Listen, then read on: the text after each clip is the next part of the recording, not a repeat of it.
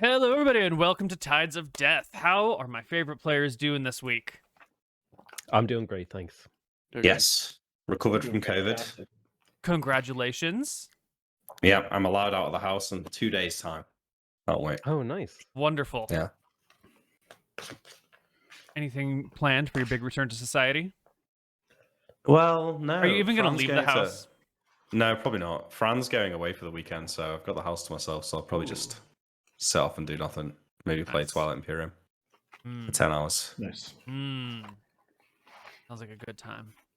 Mhm. Well, before we do our recap of where we were last time, let's get some seafaring or piracy facts. I believe there's one of them lying about right now. That's right, Koibu. And this one is about buried treasure. Did we do a fact about buried treasure? Oh. I don't don't think think so. so. Well, people are going to be a little bit disappointed because we don't really have any buried treasure. It never really happened. Most pirates weren't career criminals. They were basically doing the maritime equivalent of like knocking over a couple of corner stores, maybe hitting a bank, and then you sell off everything you can, and then you try to like re-enter normal society. So nobody really had the time to amass enough money to be worth burying. On top of that, any money you did make as a pirate, like these weren't the kind of guys who were thinking about their 401k. They were like, all right, I've got like €100 in my pocket. Let's go to the bar. Let's get messed up. Let's have a good weekend. They weren't building wealth. They were just getting by. These were people who were down bad, trying to make quick money.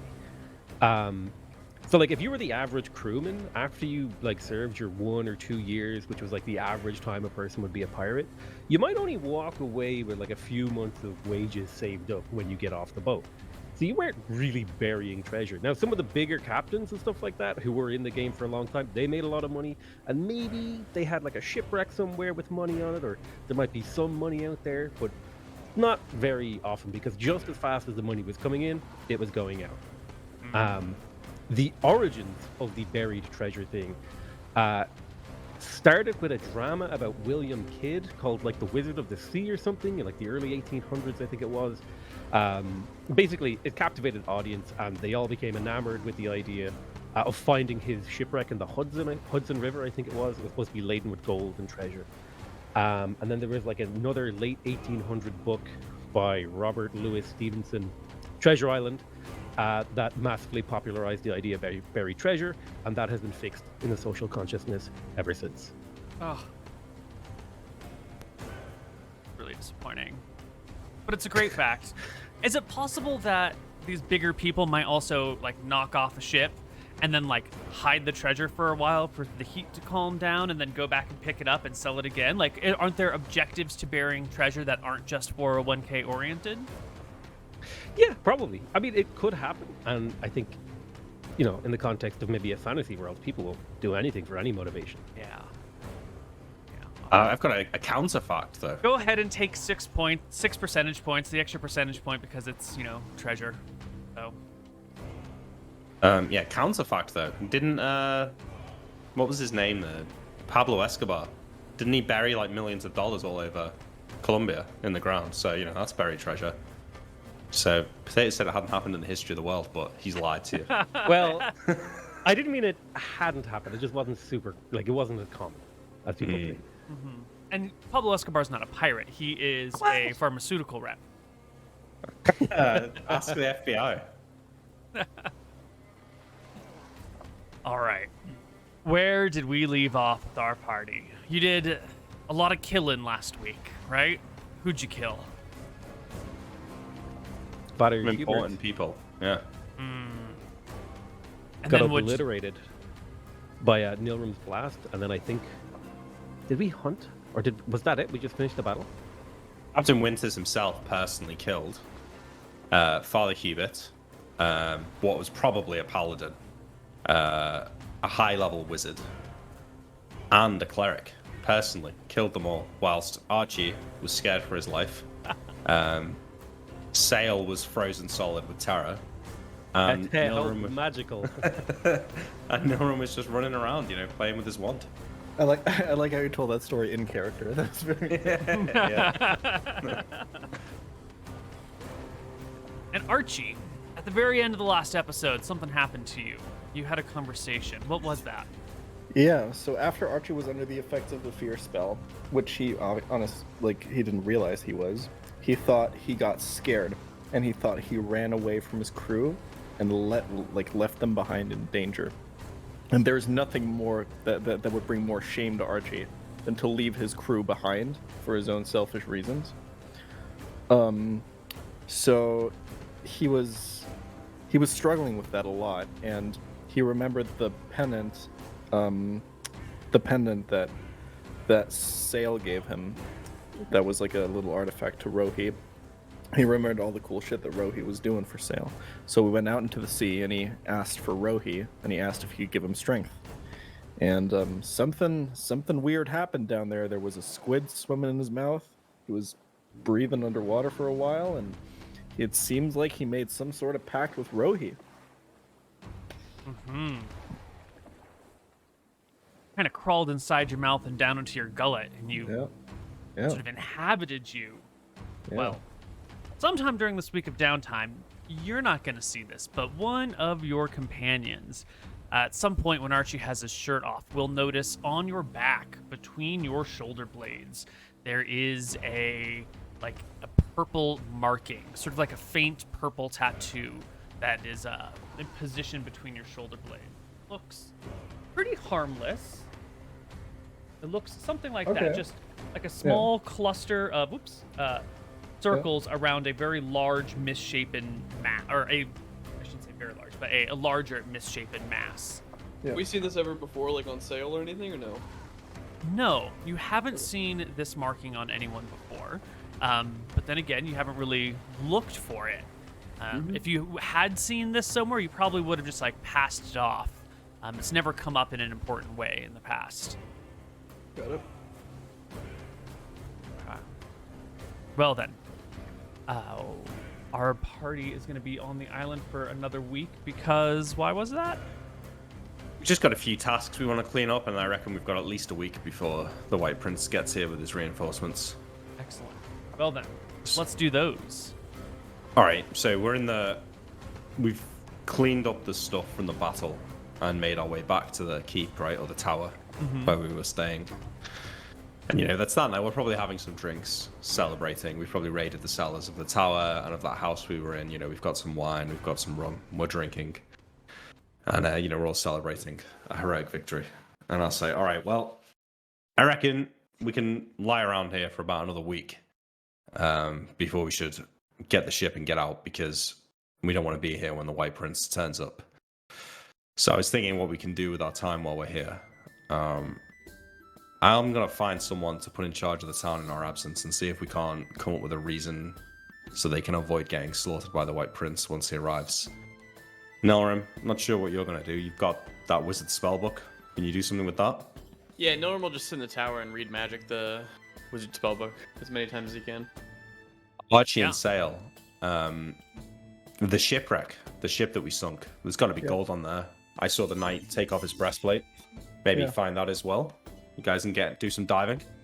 All right. All right. Well, but for tonight, let's drink. This might bite me in the ass, Koibu, but for the first, 3 days, I'm going to use all of my spell slots for read magic, even the second and third level. You said that we could downcast. Totally. So, we'll do that for 3 days. Magics does that get you per day? It's gonna give me 5, 6, 7, 8. Okay, and you are what 4, level? 5, 6, 7. I'm 5th level. You can't use. Sorry, it'll be 4, 5, 6, 7. It'll be 7 spell slots. 7 times 5 times 2 is 70 pages, which should get you through this whole spell book in one day, actually. I think. Perfect. We're going to have 5, 6, 7, 8, 9, 10, 11, 12, 13, 14, 15, 16, 17, 18, 19, 20, 21, 22, 23, 24. So we're going to have 24d6 plus, what's that? 10 plus 1, 2, 3, 4, 5, 6, 7, 8. 8. It is, not 2d4d6, 24.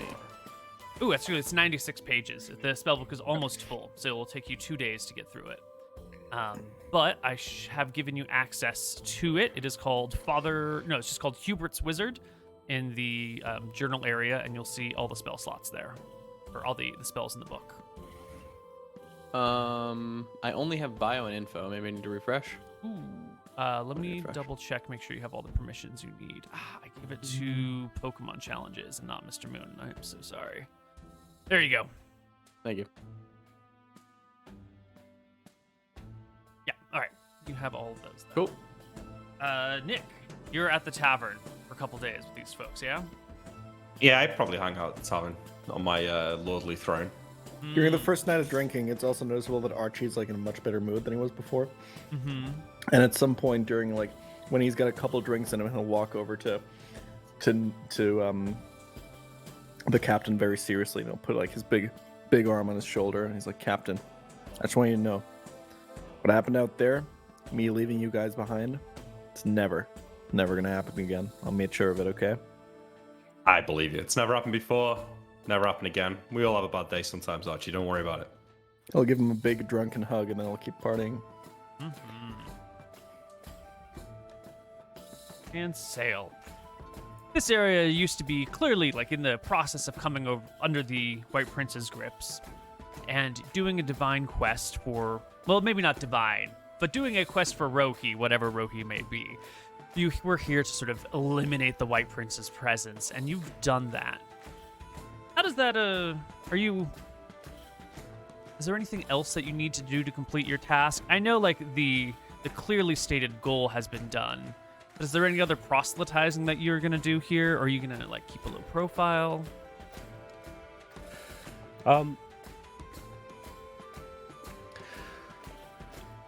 I don't think, unless, like, a particular person has, like, stood out that is necessary or is significant for me to try to like bring into the fold, like perhaps the foot soldier that we have, whose name I forget. I think Sale doesn't actually believe that he's converting people to Rohi's embrace. He believes he's making people believe they're following Rohi, if that makes sense. Yeah. It's a smoke and mirrors thing. Now, whether or not that's actually having an effect, he doesn't know. But he's making it up as he's going. So he's kind of doing it when it's convenient, and he'll probably prepare for the ceremony to convert the soldier that we have. I forget his name. James. Yeah, whether we do that here or whether we do it at home. Well, on this first night of partying and drinking, maybe 2 hours into it, you're approached by a pair of people. The three of you, Nilram, I think, is studying, but the other three of you are approached by a pair of women. Captain, would you make me a charisma check? Absolutely. What are these? A pair of women? A pair of white-haired women. Paint the scene for me here. What kind of I want first give me the charisma check, and then I will paint the scene. Well, no, actually, I might not want to roll a charisma check. This is a charisma check to see if you recognize these people. Okay. Yeah. You can save all of your charisma checks. Well, I recognize them. Yes, these two white-haired people were some of the folks that were in the tavern that first night. That first night that everything got started and a man got murdered. These two women were amongst the more militant side who had been arguing for a more hasty removal of the White Prince's men. That their calmer, more level-headed companions denied. And they come up to the three of you at the table, and the first one will put her hands forward and introduce herself as Mary Beth. And she will say that she wants to join up with you. Wherever it is that you're going, if you're here to destroy the White Prince, if you're here to kick him out of towns, if you're here to, like, remove his presence from the Outer Rim, she's on board. The other one introduces herself as Shoshana, and she vehemently agrees. They both want in on whatever this is that you guys are doing. Well, always good to see a fellow revolutionary, ladies, but this is a dangerous line of work we're in, you know. Killed a cleric, a wizard, and a paladin myself just last night. I'm not sure you'd make it 5 minutes.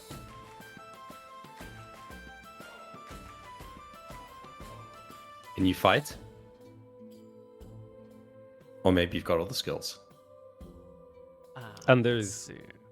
more than just fighting required. Exactly. Gets cold out at sea. Mary Beth says that she is a fisherman. So she's used to rowing boats. She's used to being on the open waters. She's good with a net. She's good with a fishing rod. You know, she's got purpose. She's got some skills that you could use. Shoshana, on the other hand, is a farmer. She pretty much has got agriculture and animal handling in terms of useful skills. But she's got the will, and she's willing to learn. She's willing to learn on the job. Okay.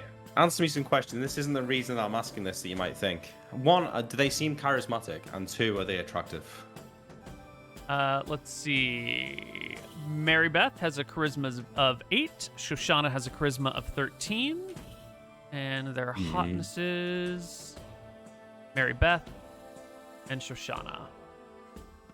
So between them, they're either relatively charismatic or quite attractive. Mm-hmm. Well, ladies, you know, if you come with us, your life's never going to be the same again. I'm not sure how much farming you'll be doing or fishing. There's hard work on the seas, and wherever we call home, you know, it's not as green and pleasant as it is here. But if you're really in it for the revolution. Let's see.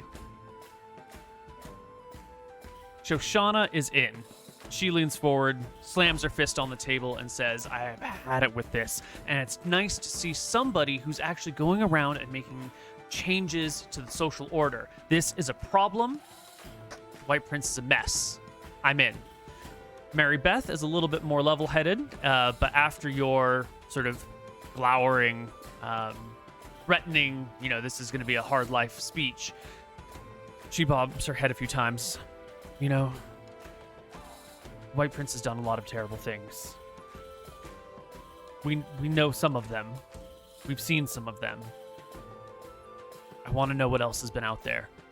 And maybe in 6 months, maybe in 3 years, I'll realize that he's not the monster that I think he is, or maybe I'll grow bored, or maybe I'll have all the answers I need. Oh, I'll leave trust then. me, he's a monster. Well, maybe. But I have to know the truth. I'm in it for now so that I can learn what's happening, so I can learn what's going on. Well, I'll have to consult with my crew, but you understand this is no even split situation. We've all been at this together since the start. I can pay you what your skills are worth, but it's not going to be an even parties kind of deal here. At least not at first. I get what's going on. It's not a concern for them. I'll speak up and I'll say, Captain, I have only one question to ask them. How do you feel about Astaire? Do you worship him? Mary Beth spits on the ground. Absolutely not. Never. Shoshana shrugs and says, Martha is my goddess of choice. The two of them are related. I think Astaire has his place and his purpose in the world, but this is an abomination. This is not how it would be done. Not how it should be done. And I'll say, these are good answers. I support them joining the crew, but we will have to consult the rest. When it comes to the sea, there is no law. There's certainly no order. In fact, there's nothing more chaotic than the ocean on a stormy day. Astaire has no place out there. Not on my ship. Not on any ship. All right. They're on board. Archie, Nilram, what do you guys think? No, I'm not there. Okay. I'll vote for Nilram. Archie? I'll trust your judgment, Captain. I mean... Alright, I get 3 votes. Yep. Fine. On a trial basis, you can come with us, but don't expect to get an easy ride just because you're a woman. It's hard work out there, and my men and I, you know, we do the real hard work when it comes to swords and spells. We need people like you to pick up the more menial tasks. No. I'll say, Captain, have you seen the men on this island? These women have had it hard their whole lives already. That's true. Do they laugh at that, Koibu? They give a bit of a chuckle. Yeah. They're kind of like, yeah, I mean, there's a reason we're getting off this island. Part of it's the White Prince. Part of it's, you know, These locals, these yokels. Wanderlust. You should hear what their idea of a good time is. Well, let's go tip another sheep. What about the rest of your friends from the first night we met? Are they not so bold? They shake their heads. No. That, the main one, the one who was mouthing off at me, he seemed to have an issue with me the next day. He was giving me evils, wouldn't come and reclaim his taxes. Is he going to be a problem? He's not going to overthrow the White Prince. I don't think he's going to overthrow you. Yeah, but, idle thumbs and all that. Someone like that, I'm not sure it's great. Having him around. How close are you lot? They shift a little more uncomfortably on their feet. We've known each other our entire lives. Grew up in the same town. Went to protest against the White Prince together. Okay. Well, I'll tell you what. You can drink with us tonight, but tomorrow, go and have a word with this friend of yours and any of the others that were reluctant to come and see me when I was holding court. And get them to pay me a visit, show their respects, and take back their taxes. And if you can achieve that, then you're welcome aboard. Manipulative. Forcing them to sever ties with their old family before they join you? Oh, this is how cults start, people. This is how they get you. Archie's curious. What are people saying about the Crimson Fist and stuff in town? Are people talking? Just want to know if what people know. Well, they're mostly afraid of you. They're pretty scared. A lot of bloodshed happening. A lot of dead folks. One of the kids snuck into the tower and saw the bodies arranged on the roof. Yes. Everyone's a little bit concerned and afraid. But like they also think it's kind of cool, right? The mindless slaughter of our enemies. She gives a quick glance to Sale and to John, and then looks at Archie and is like, yeah. All right, cool. Super cool. All right, so we got a deal. Shoshana, Mary Beth. Mm-hmm. You gonna bring your friends to the hall tomorrow? They'll kiss the ring. They resign to their fates. Yes, they will bring Robert, I believe his name was, and the others for you tomorrow. Fantastic. Well, Well, go ahead. yeah, I buy them some drinks for the night. Yeah, drinks can be had by all. We don't need to play this out too long, but Robert and the others will come to meet you the next day. Fantastic. All right. Well, I lord it over them. I make them kiss the ring. I have them genuflect and that. They'll do the genuflecting. The ring kissing, though, is going to be a bit of a problem when you hold it out. Robert sort of holds himself back and will say, I understand that you are ruling here by might, but I can't do that. What do you mean you can't do that, Robert? Archie will look at him. I can't do that. Why not? Something wrong with your lips? Spent too long kissing your mother? Oh, he burns. Robert is a wise man. Can he be moved That's to right. anger? No, he keeps his cool, and he... good King John, Yes. I acknowledge you as the conqueror of Jamuba and the current ruler, and I will obey laws. Yeah, listen, mate, I wasn't looking for your blessing. I mean, obviously, I don't think there's much that you can do about the situation. Kiss the ring, take the gold, and fuck off. Yeah, I couldn't help but notice he talked a lot, but he didn't. Did he kiss your ring? Did I miss Hey, it? no, he's not doing what he's No. told. Yeah, it's really weird. Mary Beth and Shoshana are standing by as all these other people have come up, and some of them kiss the ring, and they've all taken some gold. And Robert here's taken some gold, but he's balking at the ring kissing. He will take a knee before you and dip his head quite low. I put my ring towards his lips. He turns his head and steadfastly refuses, pained across the face. Archie will just very, very carefully, very gently put his hand on his cheek. Oh, your hand on Robert's cheek? Just his palm on Robert's cheek. Just holding him. Okay. Can I get a combination of charisma checks from the two of you? A lot of social pressure. Yep. Pass. It is a lot of social pressure. It's got to be the bravest man in the world. No, he will buckle. We needed, between the two of you and the setting and the Archie's fist and John on his throne with all these people in attendance and having kissed the rings before him, when Archie's fist grazes his cheek, he leans forward and gives not a nice kiss, but the lips touched the ring. But he kissed it. Yeah. Yeah. All right. Now get the fuck out of here. All right.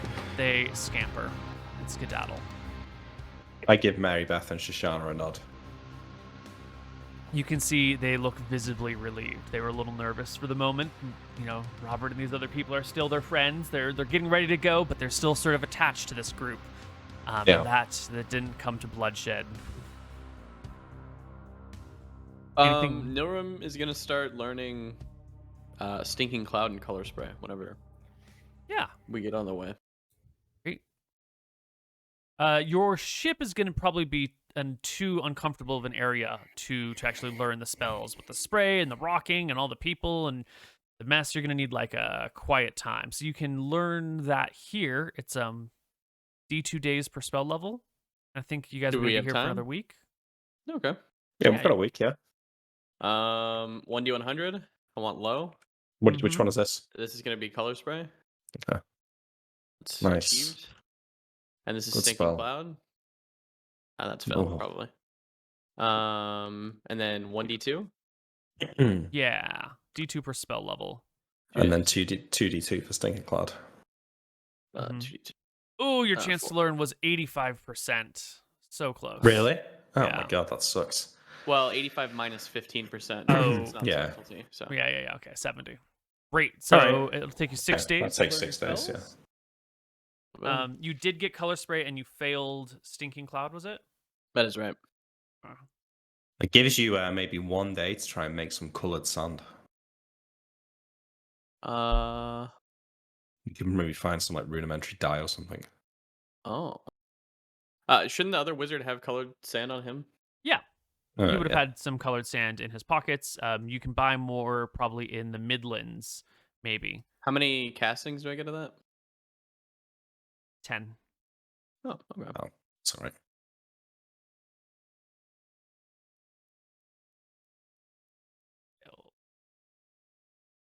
Okay.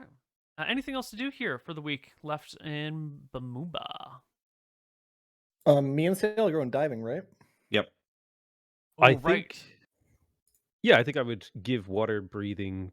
I'd split it between us. I could do 1 cast a day, or I would give it all to Archie. I think I'd also like to try messing around with that. Paladin Archie is going to be like, you know what?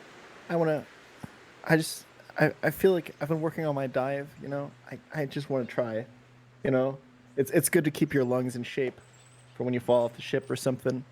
And I think I'm gonna go try going down there without. You can, if it gets too much, you can always still cast it on me, right? Yeah, if you're above water. If you're down, I don't know how it works if you're down there. Do you, mate? You've seen me swim, right? You think I'm gonna drown down there? Come on. I'm like, if you really want to test yourself, Archie, go for it. I'll just try it out, man. Right. And Archie, So you're gonna. if Go go ahead. Oh, it's just a question about colors, but if they're below my caster level, they don't get a saving throw? Nope. Oh, Correct. Okay. It's insane. The only thing though is that you can't move and cast, so it's not as strong as it once was, where you could just run up to someone and color spray them. But you start around next to someone. I think there's at 6th level though they get a save. Yeah. Yeah. There's a cap to it. Yep. All right, Archie. You head out to the end of the dock. You see where the shipwreck is down below, and you take a nice big breath and a deep dive. What's your con? My con is 17. Right. You can hold your breath for a number of rounds equal to 1/3 your con rounded up. So 17 divided by 3 rounded up is going to be 6 rounds. Yeah. If you are active during this period of time, that is cut in half again. So if you're diving and swimming, it's really only 3 rounds. But if you're just like needing to hold your breath to not be poisoned by poison gas or something, you can do up to 6. Yeah. Archie, I mean, he's an experienced swimmer, right? And I feel like on the ships as well, there was like, they would practice like holding their breath and stuff like that. So he knows his limits, I feel like. So I feel like he knows if he just wants to try out his limit, he knows where he would go and how he would swim so that he could still safely make it up if he did normally run out of breath, right? Yeah. So Archie's going to attempt to do a dive like that. Yeah. That, I think, is very reasonable. And as you dive down to the water, you can see a whole bunch of collections of things. The water here is crystal clear. There's little fish swimming about. There's a couple of corpses trapped in the boat still, stuck in awkward positions that are being, nibbled at by the fishes. But there's also that plate mail, that breastplate that knight cut off and chucked into the water. The straps on one side are still connected, so the whole thing sank in one big hunk. Most of it's under the sand by now, and you can catch a little bit of that. You can see all sorts of other mild valuables. Can you give me a con check for how close you can play to the edge of your breathing, which is very close to the edge. Nice. And a perception check to see what sorts of valuables you can find while swimming around for the day.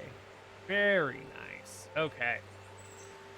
You're going to be able to find the breastplate,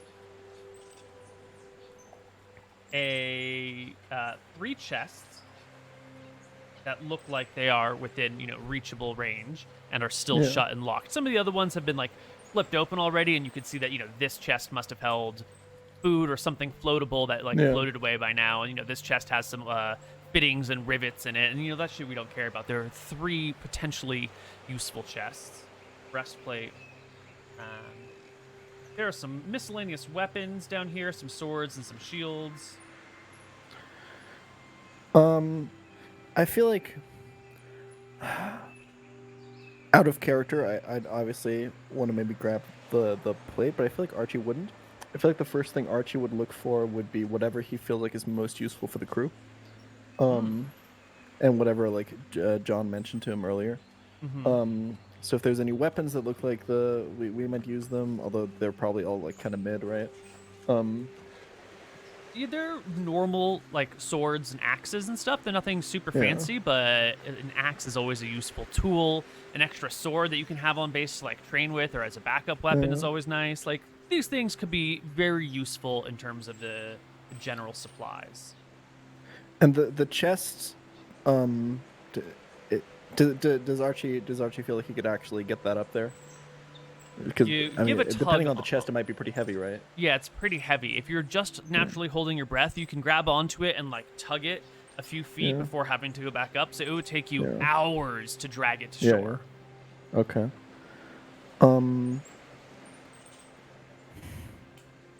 I guess Archie might probably just take the best looking weapon that he sees for now and try to surface with it. Yeah, easy peasy. Okay. You will end up pulling out a nice 2-handed sword. Nice.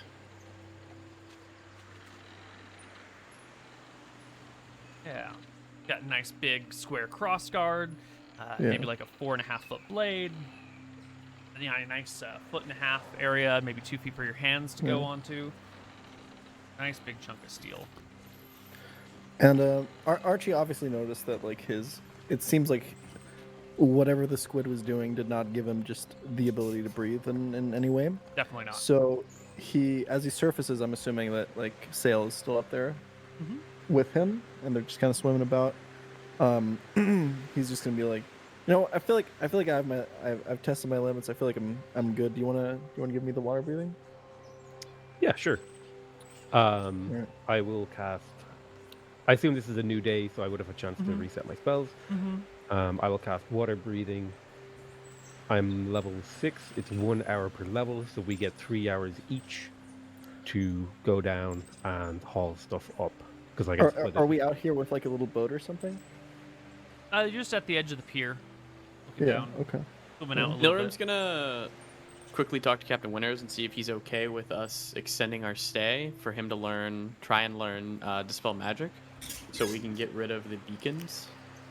I do a quick bit of like calculation on travel times to try and work out if that's going to be fine. Like, say the White Prince was coming from an island in the middle ring. How long would that take? I think it takes about a week. Double check So a my week, times. but then he'd have to wait for word that something had happened. Does Sail have Dispel Magic? Oh, Yeah, yeah, I Sail think has it it, does. then I guess Nilrum doesn't need it 100%. Okay, that's fine. Okay, we can wait then. Yeah, let's just go after a Let's week just just to go, be yeah. safe. Yeah, I guess me and Sail are just like hauling up stuff Yeah. from the water. Yeah, with the water weapons, breathing, it'll be much Yeah. easier to grab everything. No problems there. and we'll get the. I'll try to drag up the armor as well. Yeah, you can get the armor. Probably between us, we might be able to more easily like drag up some of those boxes. Yeah.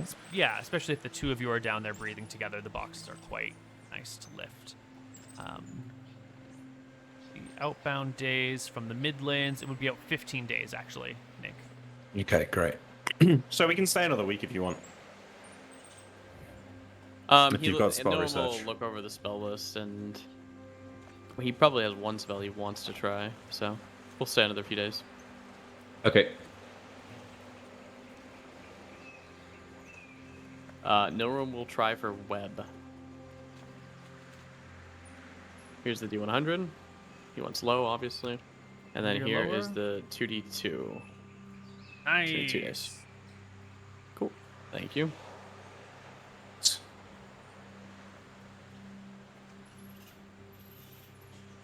I can find out exactly how much is in here.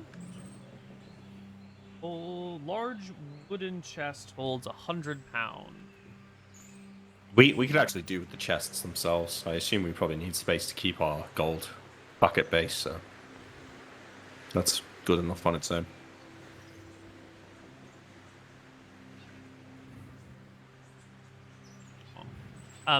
Each of the 3 chests holds within it 15,000 silver.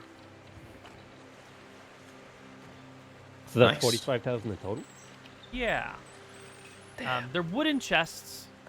Probably should have made you pick locks, but Nilrum has knock, right? Yeah. So Yeah. It'll get open over the eventually. course of the week, you guys you find a way to open them.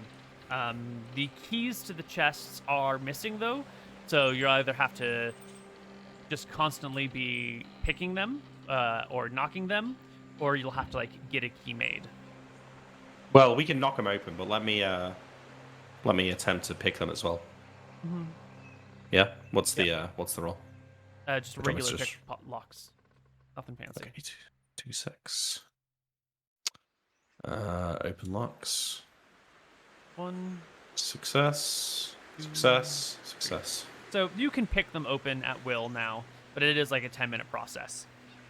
Yeah. But no problem. That is 45,000 silver. Did it.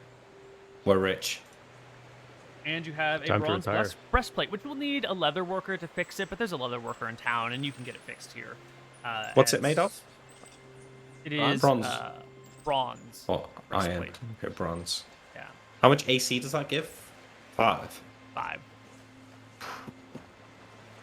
It's pretty good, Archie. But Maybe we it's should keep this on heavy. us. But if we're away from the water, that's 5 AC. That's a lot. Yeah.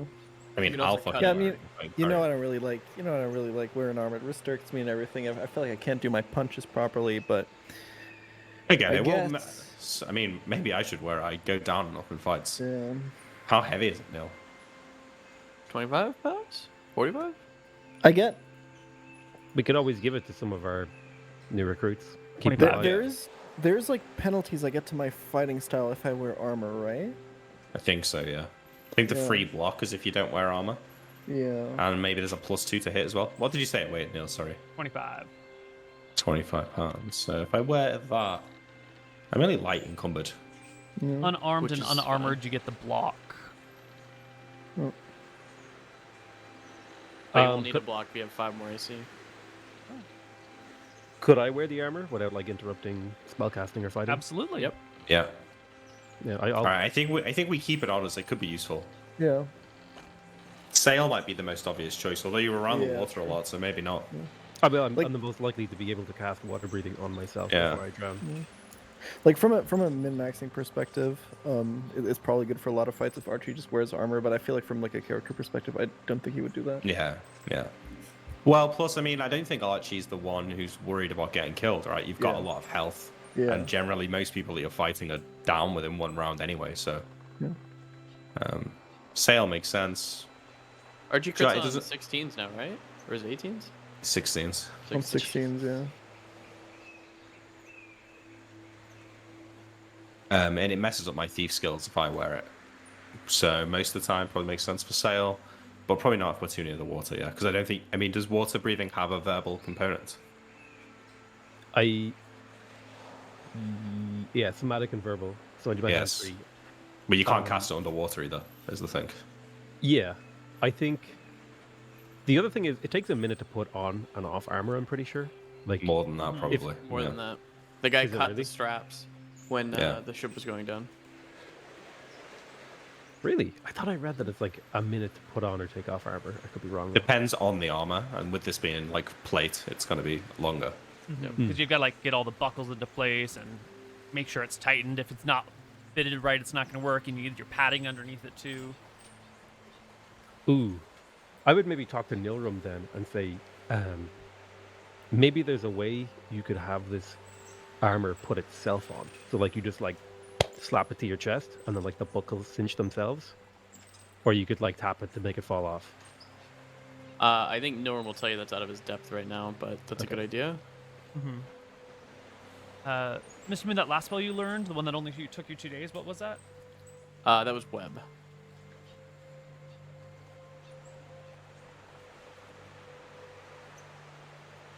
I suppose if we go to like an island that isn't like boiling hot, we can probably I can just wear the breastplate around. Yeah. Okay. Maybe makes you look less suspicious as well. Yeah, just going around in a nice white prince's chest plate. Yeah, make you look more like That's a true. knight than a cleric. Upon, Oh, then it's the white prince. Upon the armor are like symbols of a stair written, like, you know, there's a big triangle emblazoned on it with like little carved circles on each end. I'm sure you could like polish them off or go, you know, chisel them off or manipulate them in some way to change what they look like if you had someone who did metalworking. But I don't know how much you guys want to be wearing something emblazoned with the symbol of. Could be the bird. useful. I mean, if we're fighting monsters, it's not going to matter. True. Anyway, you guys are here Yeah. for another 2 weeks. Mooten, you still have 1, 2, 3 days left to learn spell if you want. Oh, yeah, give me a few seconds.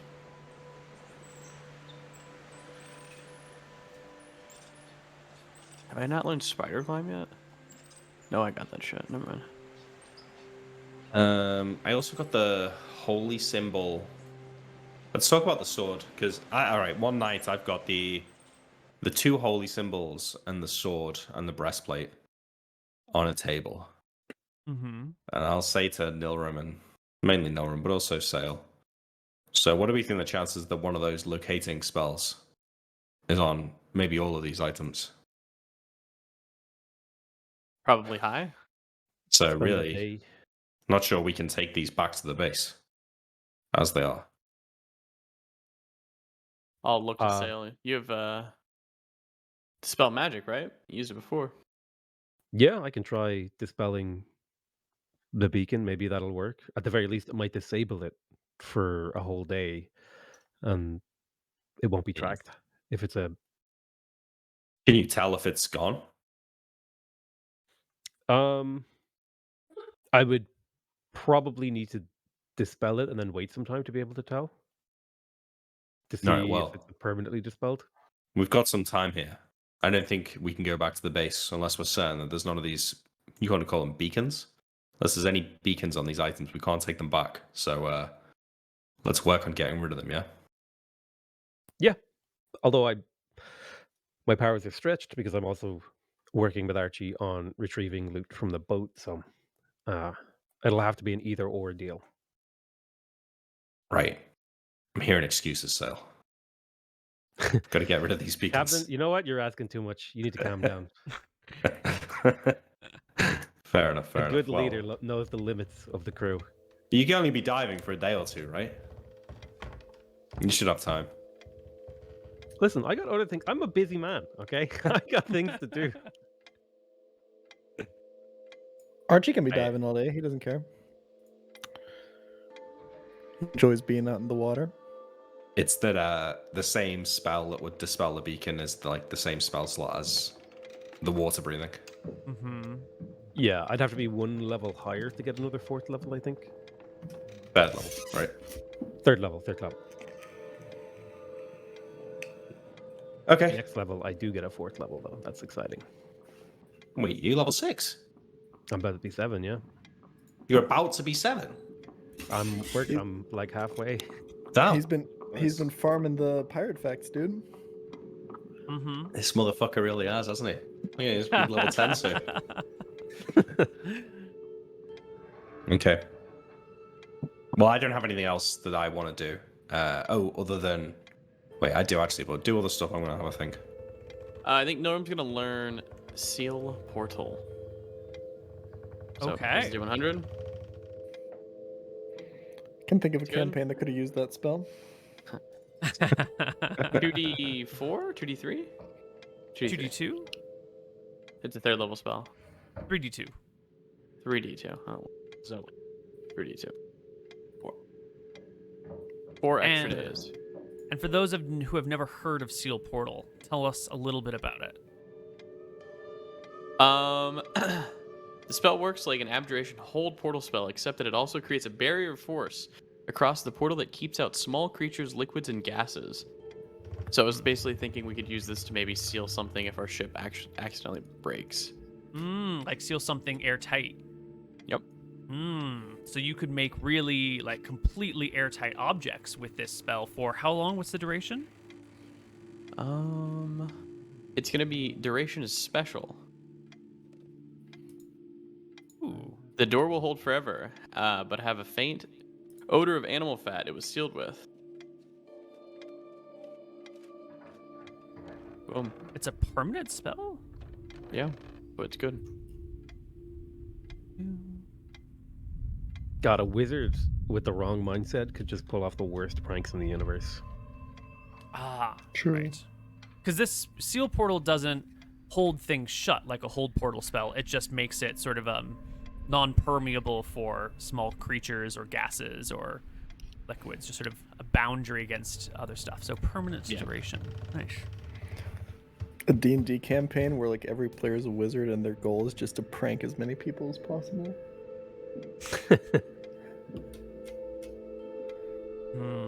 Get XP for the more NPCs you make laugh and shit like that. Let's go around casting permanent darkness spells inside people's houses. Oh my god. Oh, were there any like documents that survived the ship sinking? Like anything that stood out that had been No, the waterproofed? water ruined them all immediately. Okay. Fortunately, What about on the bodies? Any orders or anything like that? if they were, they would have been ruined by the water. Right. I was yeah. wondering Oh, if maybe there yeah. was like a special document that had been waterproofed. Nope. I want to go and talk to Shoshana and Mary Beth for a second. Hey, so, when we leave, with all the White Prince's men dead, is there a town elder, or is there someone that all the town here are going to look to for leadership once this is all over? Who would you say has the most authority in the town outside of yours truly? Well, some of the elders have our people's attention, as they should. They've been around a long time. They know what's going on. But I think the one with the most political ambition is actually Robert. Right. Well, not Robert, but someone else. You need to have a talk with them to explain to them what to say when the White Prince gets here. It's pretty important that there's a good story, otherwise some of your friends and family here might end up with their heads on spikes. I think that'd be Garland. He's a messenger in town. You know, for work, he runs messages around town or out to the other villages nearby. He's sort of the courier of information around here. Did you get him to come and see me at the tower? Yeah. And Shoshana will hurry off to grab Garland. Great. Moments later, there he is. Garland, nice to meet you. I hear you've got some influence around town. I'd like to think so. Good, good. You've been to see me, right? I think I remember your face. You've got your tax rebate? Yes, sir. Yeah, well, listen, I didn't realize how much work you were doing around here, and I kind of was looking at my... I was talking to my accountant, and I realized that maybe your rebate should have been a little bit higher. Do you want to come inside my office? He looks to Shoshana, who nods enthusiastically, and he walks right in. Great. All right, I sit down at a desk or something that I've got in this room, and I'm gonna pull out like another, let's say, 500 silver from that chest, and hand it to him and say, "Listen, we're not going to be around forever. God, the numbers are getting so high in this silver thing that it's starting to be hard to do the arithmetic. We're not going to be here forever, and I need someone to lead the flock, as it were, once we leave. And given your position in town, I was hoping that maybe, perhaps, that could be you, as I slide the bag of coins over to him." Yes, sir. Good. What does all this entail?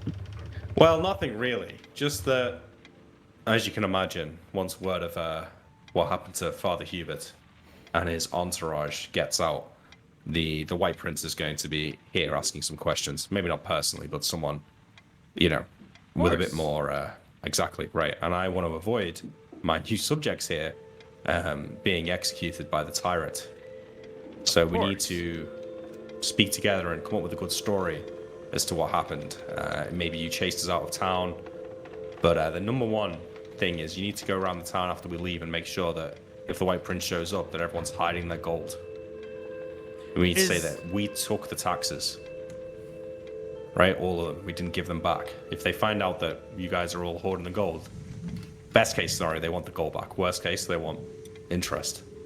Well, sir, when pirates attack a town, they don't ever hand out wealth. They simply come and storm the keep, kill all the White Prince's men, rob the town, and then flee with all the wealth. Yeah, if anything, you should get compensation. I mean, what's the White Prince's use if he can't protect us from pirates? Exactly. Okay, well, just if you could do me a favor, we'll be back once the heat's died down a little bit, but if you could just spread the good word amongst your townsfolk here and make sure that they all see it the same way as us. Well, Lord, I don't know about you, but growing up as a poor man, we've always learned that there's a time and a place to discuss money, and that is not with anybody. What I like to hear. All right, well, nice to meet you. I'm sure I'll be seeing you again in the future. We've got a few more days here. We're going to tie up some loose ends, and then we're going to be on our way. So, like I said, just make sure when the White Prince shows up, you've got a good story about what happened, and make sure no one's flaunting their gold. Sir, he says, and he takes the 500 silver you gave him in 10 bags and tries to sit them in pockets and looks around for a bigger sack because this is 10 pounds of silver in large clusters, and he's just not equipped to carry it awkwardly. But he gathers up the bags in his arms and heads out the keep down back to his house. All right, I nod at Mary Beth to leave the room, and I will have a glass of beer in my office. Nice. Well, the 2 weeks are up. you've sorted things around town. You've gotten these items. You've got 2 new recruits. You found a bunch more silver. The only question before you head back home or go off to do something else is what to do with the magic sword with a beacon on it. Everything you know about how the White Prince deals with magic tells you that once they realize that this has been stolen, that they will try to find it. And it might take them time to find it. You know, there's always, they'd have to get the item, they'd have to learn that it's missing, they'd have to find a wizard who knows how to find it, they'd need to get a big map, they'd have to search for it, and then they'd have to sail out there and get it. We're talking probably at least a month, ballpark minimum, in order for them to come after it. Maybe more. Maybe a couple of months, but eventually they will come for it. What are you going to do with it? I think, personally, I would like to try. I noticed that the sword kind of radiated a heat from it when I got near it, so I would like to try picking it up. Like, just I won't force it too hard, but I'll just see if it feels, if it's like unbearable to try and pick it up. You get, when you're inches away, you can feel your hand being like inches away from a fire. It very much feels like a small house fire. The closer you get to it, the more it heats up. And when you're, inches away, it's searing, but you can hold it, but like you don't want to hold it for long. You're pretty certain if you were to grab that thing, it would cause damage to you, like real damage. Yeah. Can I wield it? Fine. Sorry. No problem. Go ahead. Yeah, Easy peasy. And does this feel similar to the time that I like auto-immolated myself by diving through a hole barrier? Okay. Yeah. I'm going to one of the days when me and Archie are finished diving, etc. I will cast Dispel Magic on it. I will attempt to do that. Let me find the spell. Okay. Now, Dispel Magic is an interesting spell. So it has a lot of different types of effects.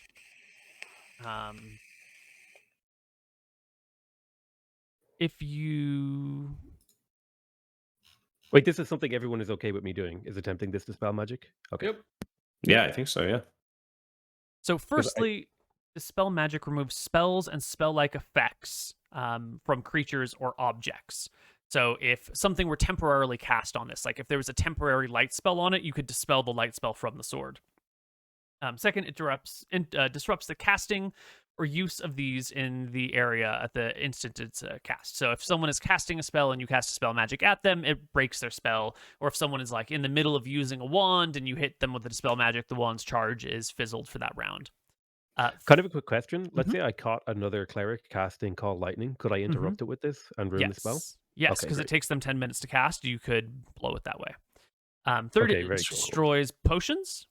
And those are the 3 major things. However, if a dispel magic spell does not affect a specially enchanted item such as a scroll, ring, rod, blah, blah, blah, weapons, unless it's cast directly on it. So not sort of in the area, but specifically at that thing. And it will render that item non-operational for 1d4 rounds. An item possessed and carried by a creature, blah, blah, blah, blah. So if you cast Dispel Magic on the sword will be non-magical if you succeed on the spell for 1d4 rounds. So are you casting it on the sword, or are you casting it on the effect on the sword, which is the beacon spell? I would be attempting to... I would probably talk to Nilrum, and he would maybe explain to me how it is, so I'd have a better idea what I was attempting.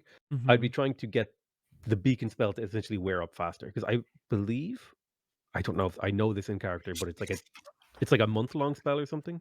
Yeah, it is. Nilrum has beacon, so he can tell you the ins and outs of it. And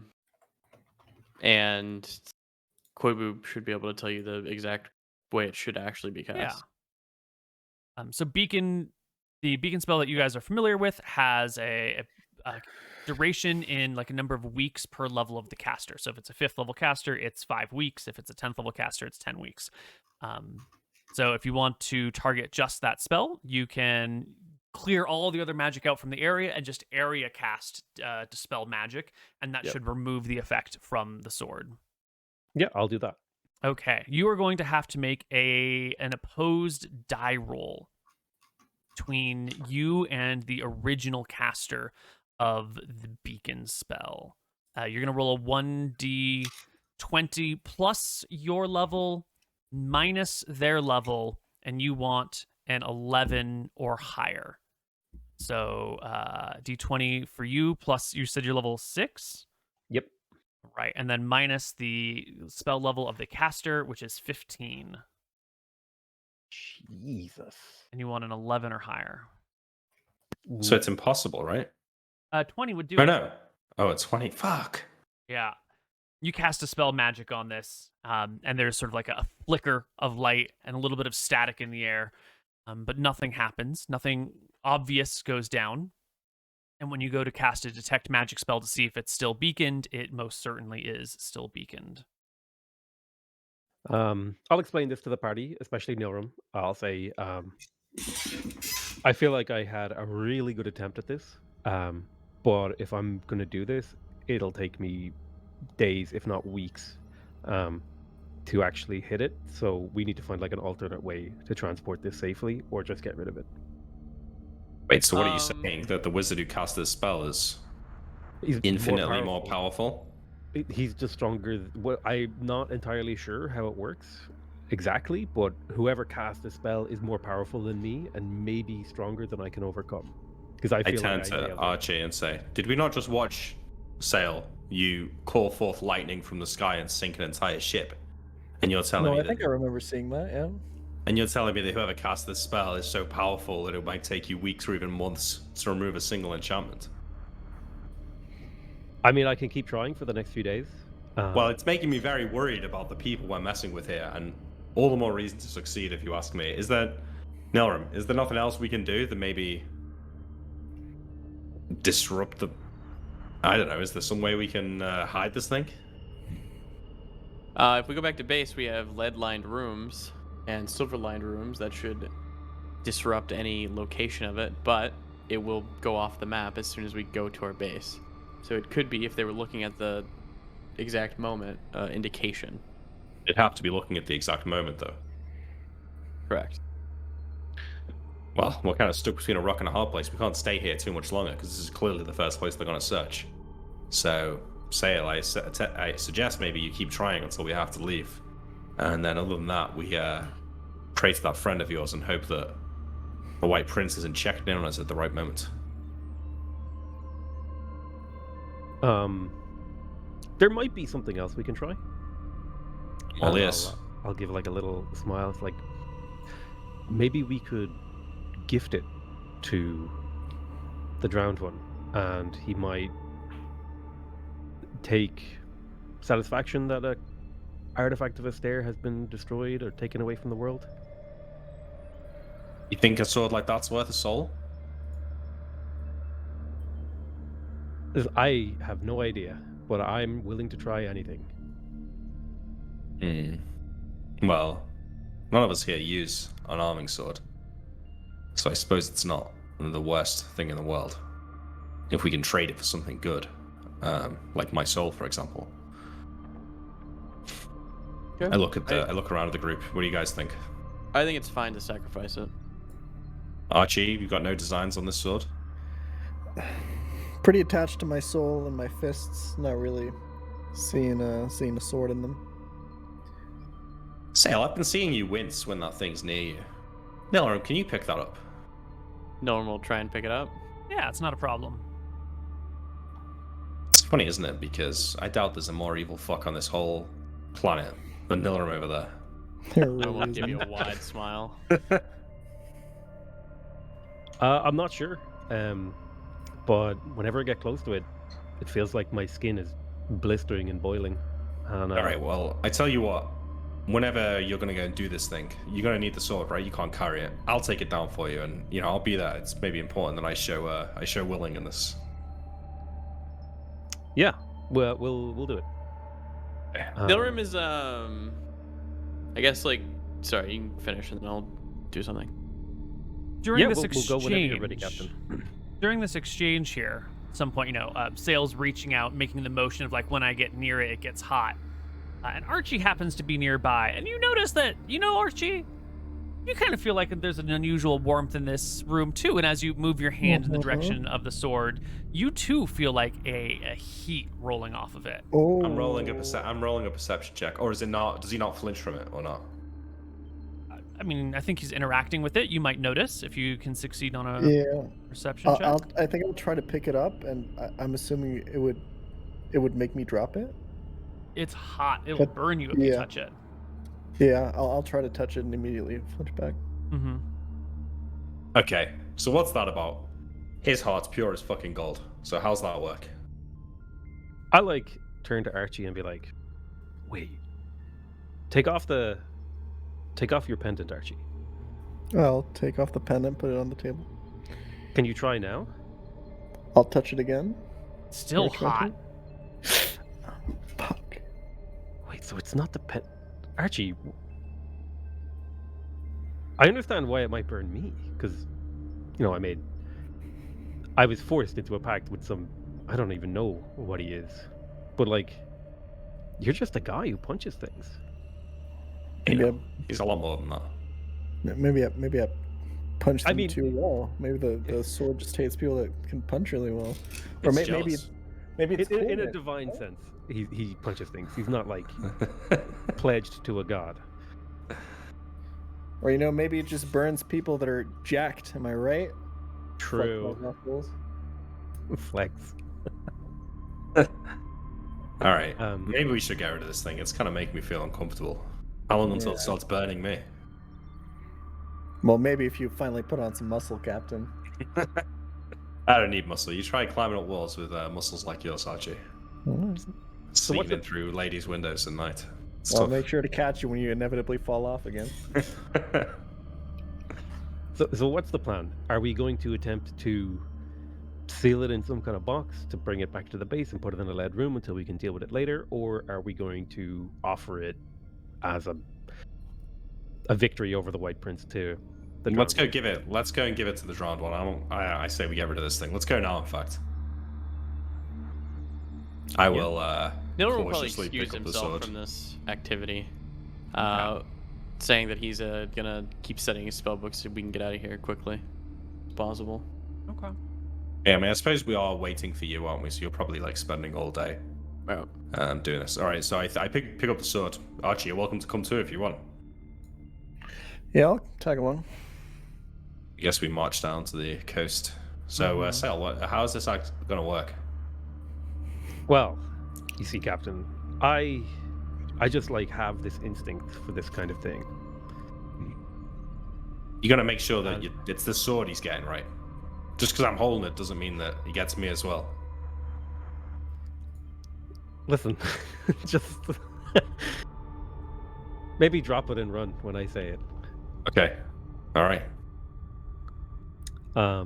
Now, I know that the Captain's soul isn't really pledged to Rohi, because that was something I kind of made up to try and get him on his side.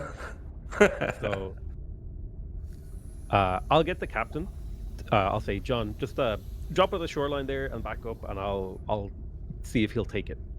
All right. I mean, I'm feeling nervous now. As soon as we're down here, I always feel like it gets a bit overcast. The seagulls quieten down. It's all like really eerie. So I will like crouch down and like lay the sword at the edge of the shoreline and like take a few cautious steps back towards sail. So I'm going to attempt to contact Rohi. I'm going to bring his attention. I'm going to say his name in my mind and then say his name.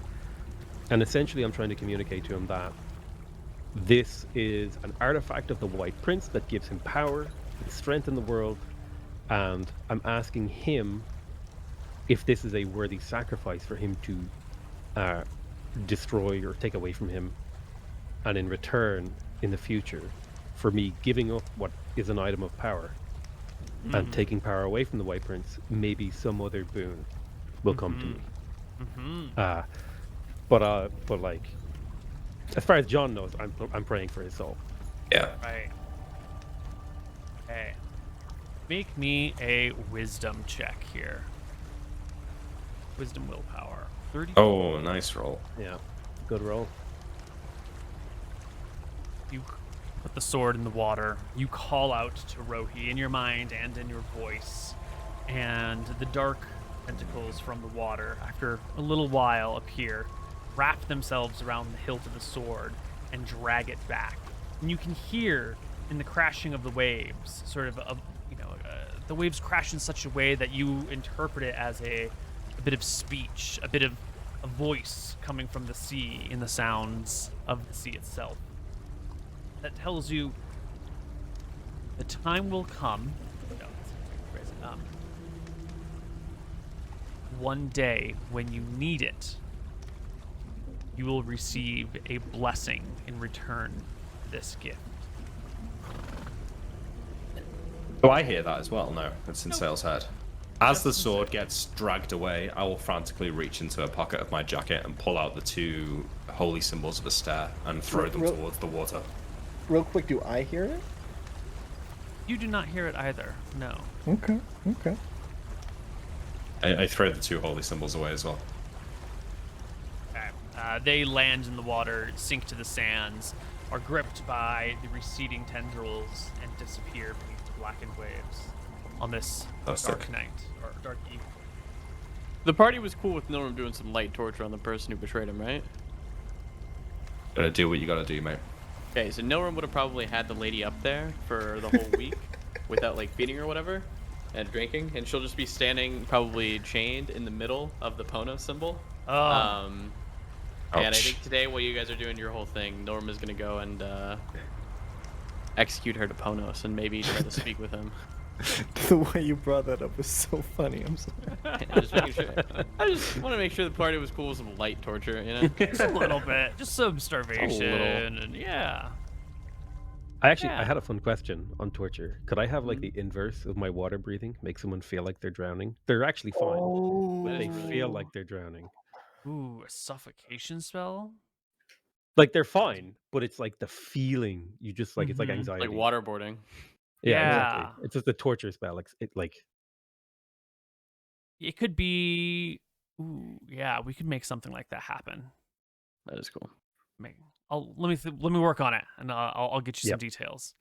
At the top of the tower, Mr. Nilrim, you are here praying to a different deity in your own way. You are calling out to Ponos, god of suffering, and you've already made his symbol on the top of the tower here on this island with corpses, and now you've left someone up here with no food and little water for a week, chained, exposed to the elements, surrounded by the symbol of suffering for her betrayal of you. Now, what are you calling out for? What do you want from this? Or what? Give me some more words on the intent behind all this. Nilrim genuinely enjoys this. Nilrim is a psychopath, and he's just having fun for the most part. But he does have a question that he's curious about.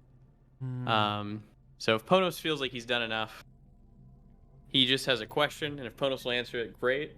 If not, Nilrim's gonna keep going, keep doing the same shit he's doing, because it's a hobby for him, But he is also a curious man, so he will probably speak to the head that spoke to him before, that the body dragged over, and ask, Ponos, I have been having a lot of fun with this, but I'm insanely curious, and I hope that this, this friendship can grant me a question. Who is the drowned one? Who is the person who calls himself a god that lives under the sea?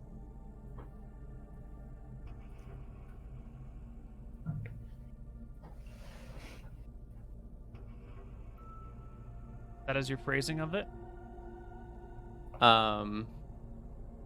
You want to say his name.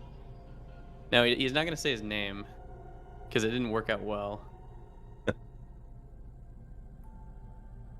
Who is the person that calls himself a god who lives under the sea And what is his purpose? That's the phrasing.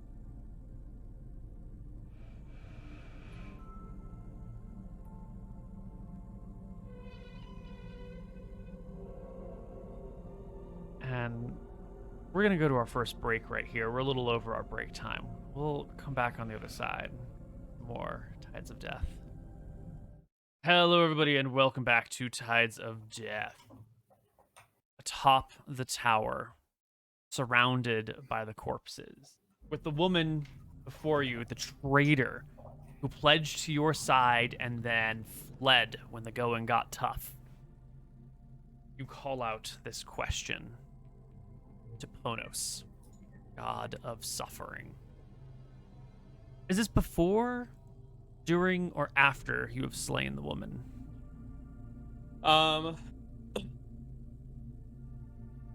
Probably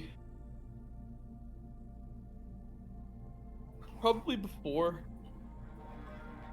He wants to show her that he has, like, you know, real connections and shit.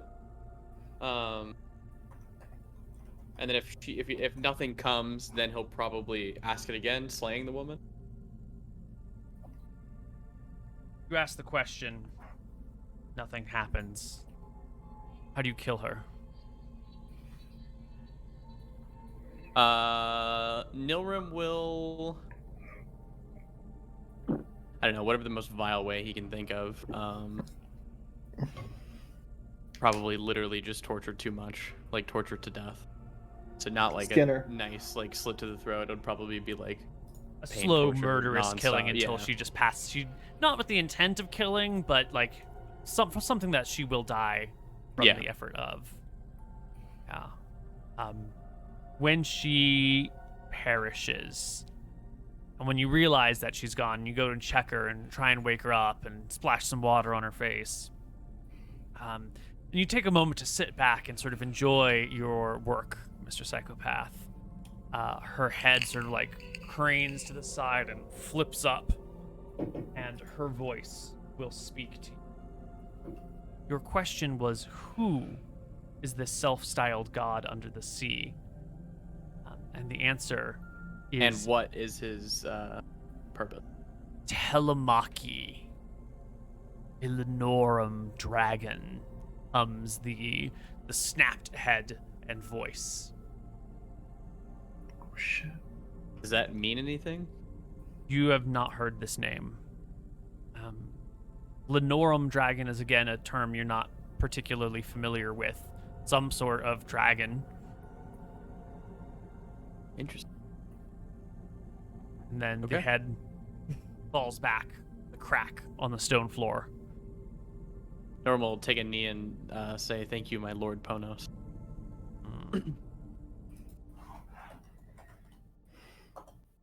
Wow. Do you share these revelations with the rest of your party? No, I don't think it does. Excellent. Yeah. Well, the days pass, and it's time for you to sail away. Heading back, I believe, to your base. Is that the place we're going? I think so. Right. Oh. Hmm. You need to go a whole bunch of islands to get home. Let's see. Zoom way the heck out. So if you are here, that's 1, 2, 3, 4, 5, 6, 7, 8, 9, 10, 11, 12, 13, 14, 15, 16, 17 islands this way, or 43 the other way. And I think upwind, inline. I think it makes more sense. We're probably gonna do the cross too. Yeah. It's going to make more sense to go backwards, even though you move at a slower speed and, with a cutting across to do so. So let's take to the seas. Now, the first thing we have to deal with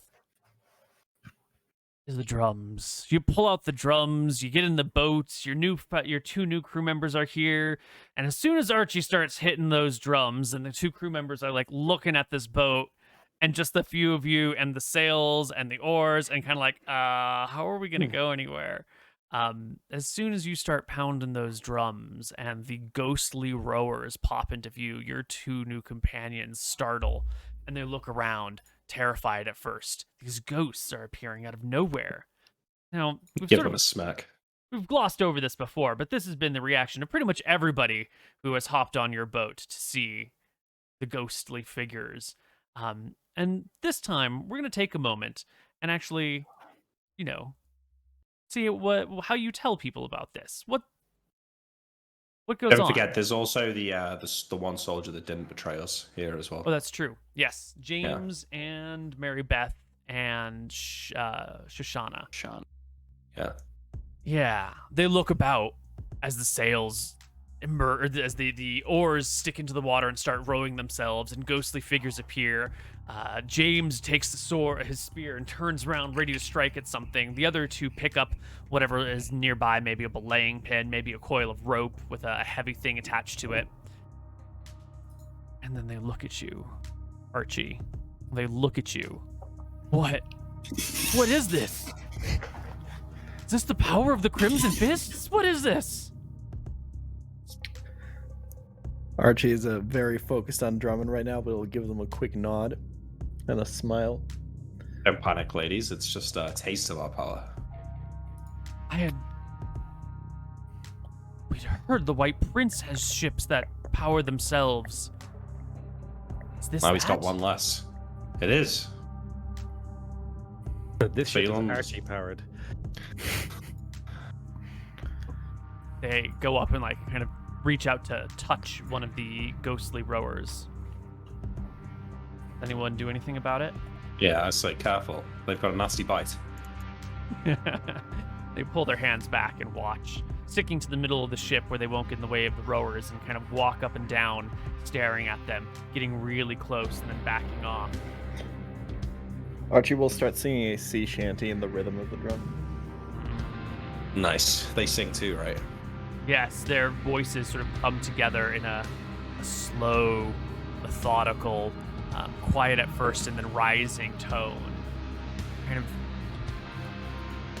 with no individual voice being distinct, just sort of the echoing chamber of a choir in a large church room. That sort of, what's the term, as it resonates and echoes all around you.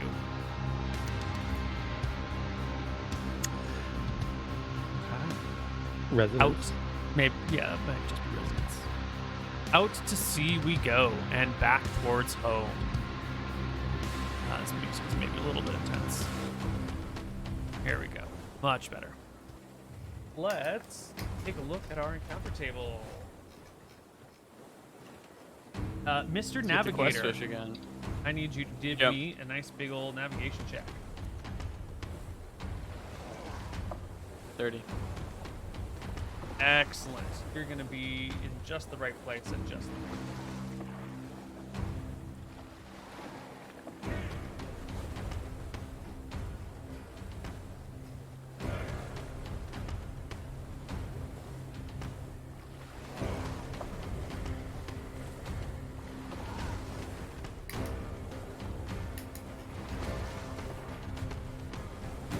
And we're going to roll some check.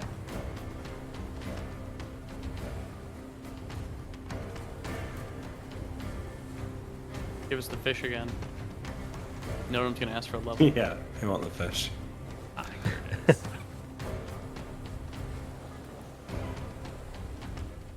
Is that the second time we've met that fish? First time. This will be the second time when he turns up now. I had He's- major deja vu. What did we wish for? Maybe he's gonna come back and give us our wish. Wish for the White Prince's destruction. Yeah. No, it's happening. True. Yeah. Right, here we go. Your journey is more or less straight without too many problems. There are no magic fish coming across your path. There are no storms in the end of February. It will take Is that us. odd?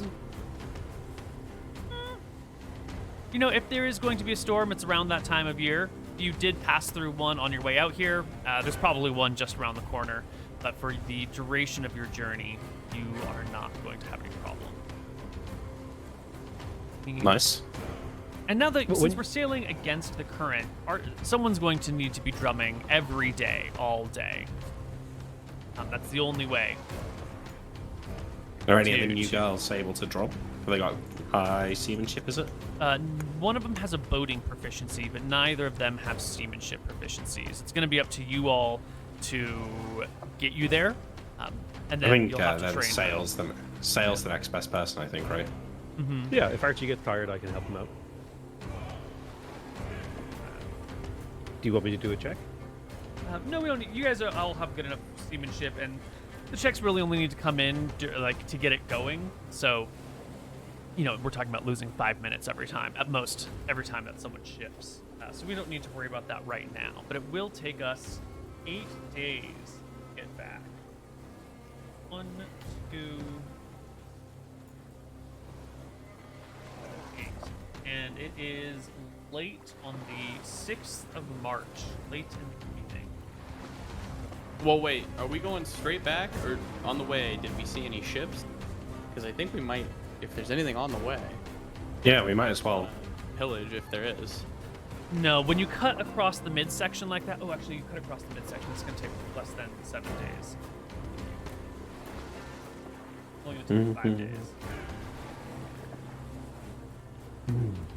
When you cut across the midsection like that, it is faster, and you're less likely to be spotted, and you're also less likely to run into anyone, because you're going through that section of water that has much fewer people now. Makes sense. Yeah. And 5 days later, you will arrive home, back at the base, in the middle of the day this time instead of at the end of the day. I was down 10 HP. I assume that I'm back to full now, right? Yeah, Absolutely. yeah. Everyone's back to full. All the things. You can get back to your base and find your crew here. I'm going to give you guys access to all of your minions' character sheets now. Nice. You've been working with some of these people for a long time, and you've just recruited 3 fairly loyal new followers. So it's time to give you guys more information about these people. There are some notes on them, not a lot. Mostly there's just stats, but I will update the sheets as more information, as you learn more about them. And it'll be here for you to review as you please.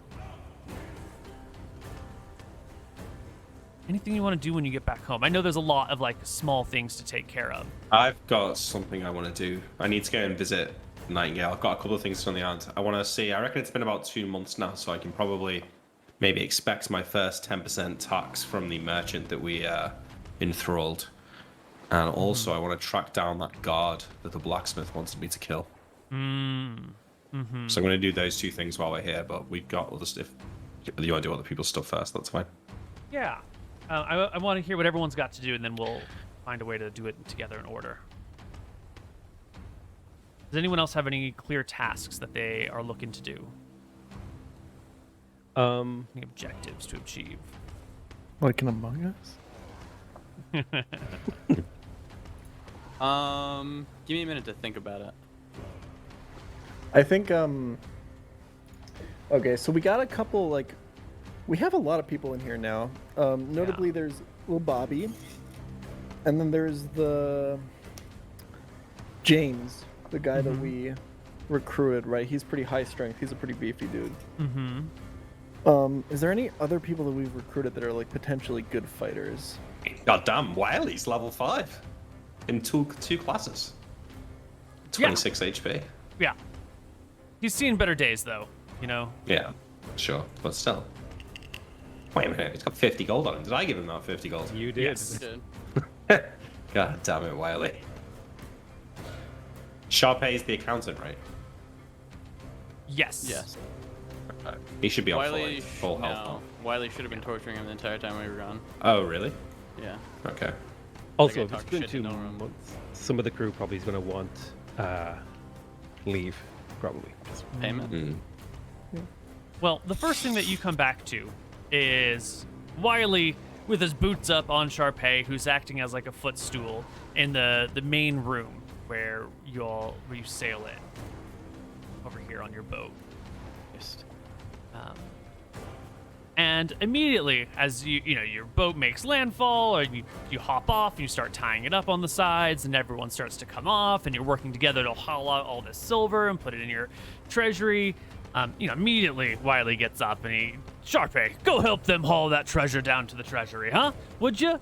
Bobby, get your lazy ass over here. And he starts calling everyone else too, like, Janet, put down the knife. It's time to move the cargo. Brophy, get your butt out here. There's no businesses to run. And soon, the whole team comes on out to help haul things around as needed. These are way too small. Once the cargo's unloaded and everyone, says hello and, Janet, what are you doing over here hauling cargo? Can't you see the captain's home and he wants a hot meal? Go make him, he goes through he gets the troops rallied for you. Nice. And as everyone starts to settle in, he comes to talk to the four of you. After sending the new people off as well to the kitchen to get acquainted with the rest of the crew. And he leans in and he goes, Captain and crew, I know you're I'm just running an a old tight man. ship here, Wiley. Yes. Of course. Of course we are. I know I'm just a blithering old man, well past his prime, who ain't in any position of leadership. But a lot of these associates of ours, they don't have the proper sea legs. They don't have the proper discipline. Around this base, things are a little bit musty, a little bit damp. It's hard to really instill the seafaring spirit in them. Is there any chance I could get you all to steal a small boat, one that I could train this pack of landlubbers on, that we could get them some real skills behind the sails? I mean, look at this group. Bobby is the best sailor here. Let that sink in for a moment. Little Bobby. I could turn this crew of miscreants into a real disciplined crew who could work the sails, who could work the oars, coil ropes, make knots in their sleep. Oh, we do have a spare ship, right, Nora?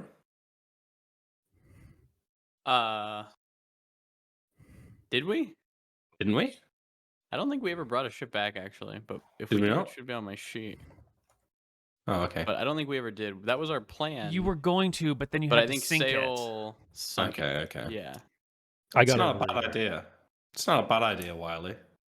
Also, the cargo ship, And I know I'm just an old man, and you don't have to do anything I say, but it would be mighty useful if we could get a I'm training just worried ship. about these landlubbers mutiny and throwing you overboard and stealing our ship Well, and freeing where are they themselves in the gonna go? process. They couldn't sail it anywhere. Plus, he holds his knife hand up in front of you. I might be old, but I'm not going to get taken easy by this bunch of scallywags. Except for maybe that one with the spear that you brought in. He looks kind of mean. Yeah, that one can fight, but it's no match for you, Wiley, I don't think. Hmm. Well, I'm Well- not against it. I was starting to think that you and some of the longer serving staff members here maybe due a break. Maybe another trip to the resort. Well, you can always train people tomorrow. It's an old sea saying, Why do today what you can put off till tomorrow? Well, I've got things to be doing around town, and I'm sure that Nilrim's got books that he needs to be reading. One sec. But, we didn't forget about the beacon on the weapon. No, you I gave it to assume the sea. sail. Oh, okay. Thank you. Make sure. Yeah. I assume Nilrim's got books to read, and I myself have got things to be doing around town. Maybe Sale and Archie could go with yous, keeping things low key, obviously. And maybe if you come across a ship on the way, well, I'm sure Archie could take a ship down on his own. Never mind the lot of you. Is there an No. orphanage in town, Captain? In Flotsam? Yeah. I don't know. Not that I've seen. Probably though. Need orphans all around this place. I need an apprentice. We need to visit an orphan. Not You and fucking again, dude. I'll Yeah. turn to Archie and say, we definitely know how to keep a low profile. Like in my head, I'm thinking we've caused every single crisis. Oh yeah, No, no, for sure. No, we got this. You really want a child, Nora? Be dead in 5 minutes. You don't want someone a bit older? I need I someone guess I if can he's dead in mold. 5 minutes, he's not a true apprentice, am I I right? need someone I can friend? mold, Captain. Leave at the base. I need them to be working on the ships while I'm gone. I need them to be combing through the spell books and combing through these random books that I bring back. I don't have time for all this shit. I need a very Yeah. special child. Well, if we're gonna get Exactly. another wizard around here, I want him to be useful. I don't want to be looking after some whippersnapper for the next 10 years before he can cast a spell. I'll make sure he's useful. I mean, yeah, I can ask around town, see if there's an orphanage. I'd invite you to come with me, Nolan, but I think we both know that's probably not a good idea. I think I can just come with you this time, you know? I don't know if you. I actually don't know if you can, Nolan. Actually, I can handle Given- it when I'm with you, Captain. It's just I don't know. I'm not convinced that you can, Nolan. give me a chance. Do you want me I'd to give come it all- along to keep it in No, check? well, I'll forego this month's wages if you let me come. If my head ends up on a spike, then won't. no month's worth of wages are going to make up for that. You have my word as your crewmate, Captain, that I will not fuck about. I want you all are seeing this, right? Archie gets to beat the shit out of you if you do something fucked up over there. We'll nod. You hear that, Archie? Sail, Wiley? I can just come along to keep I him in heard check if you want to. Well, I'm worried now that there's 3 of us on the island. You know, there's Yeah, still yeah. wanted posters for us out there. It's dangerous. Plus, You Archie know, and Sail, Captain. What is it, Wiley? I mean, being here downwind of flotsam, you hear lots of voices across the wind, and the docks on a nice night, you can hear everyone down there during their little festivals and celebrations, the voice of the ladies across the sea. It tempts me so. I could use some time on Flotsam Island myself. You're about to go on vacation, Wiley. Well, Okay? that could be my vacation. Let me just go see who's making all the wonderful sounds on the docks. Why you That gotta could work, go Captain. vacation You, me, and on Wiley Flotsam while everybody on a already quick trip. knows us? I think it's a bad idea. I mean, I don't think there's any issue with Wiley going, actually. I mean, you're not known around Flotsam, right, Wiley? No, not particularly, at least. No, not particularly. Not since I've aged. Not in decades. No, Oh, I'm going okay. to have to work on your hair and makeup before we let you go. No, I'm nods. Let's do it. Archie, Sail, what do you guys want to do? You think taking some of the long-standing recruits on a trip to the resort, you can keep yourself out of too much trouble, or you rather leave that to Wiley? Oh, we can keep ourselves out of trouble, no problem. Absolutely. Nothing will go wrong at all. The only thing is, how do we get back in? Oh, I suppose Nilrim will be back. We'll be back. We'll be back by then. We still have everyone's still gathered around, right? Like all the crew and everyone. The other crew members had been taken off. It was just Wiley and the 4 of you, but you can gather them Okay. if need be. Yeah, Archie would like to gather everyone again. Mm-hmm. All right.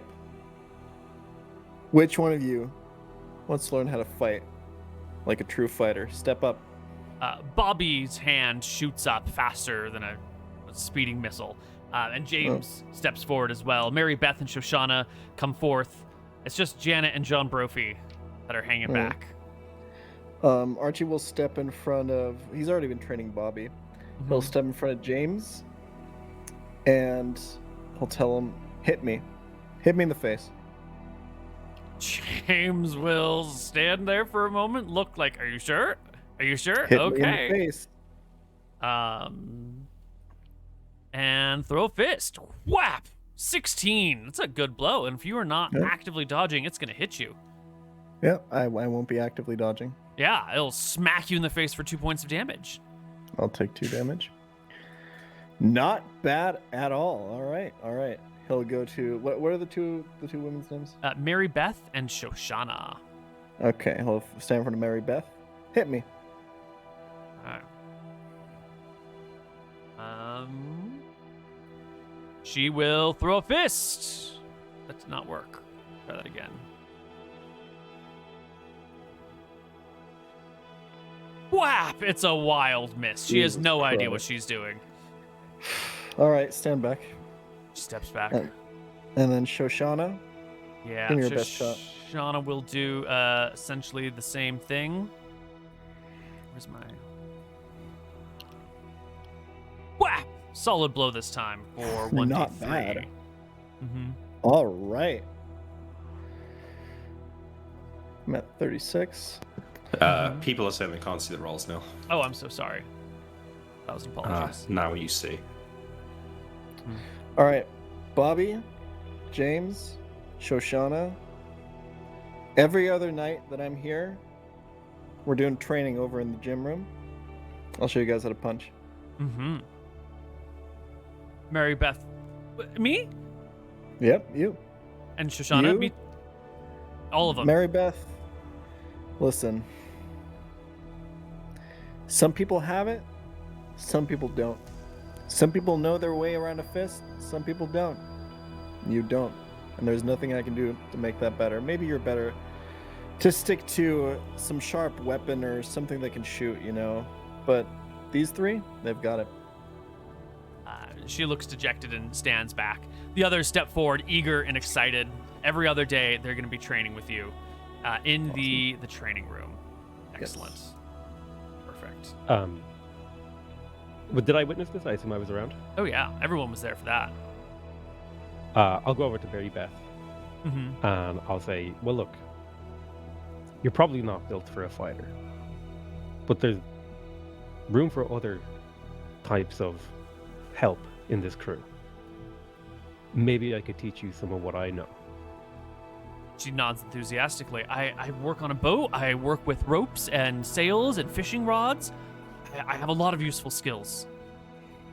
Is there a way, like, for me to, like, test her willpower? I know what it is, but I want to, like, in character test it. Yeah. So willpower and wisdom are like measures of judgment and sort of ability to and self-control. So I'm sure a clever man like you can find some way to judge that over time. That seems to be reasonable. What's a good way to judge that?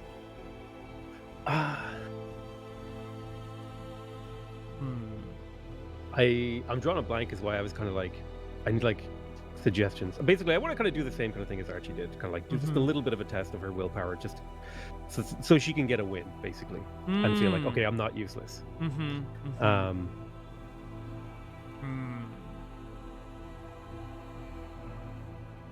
Good way to test someone's wisdom or willpower.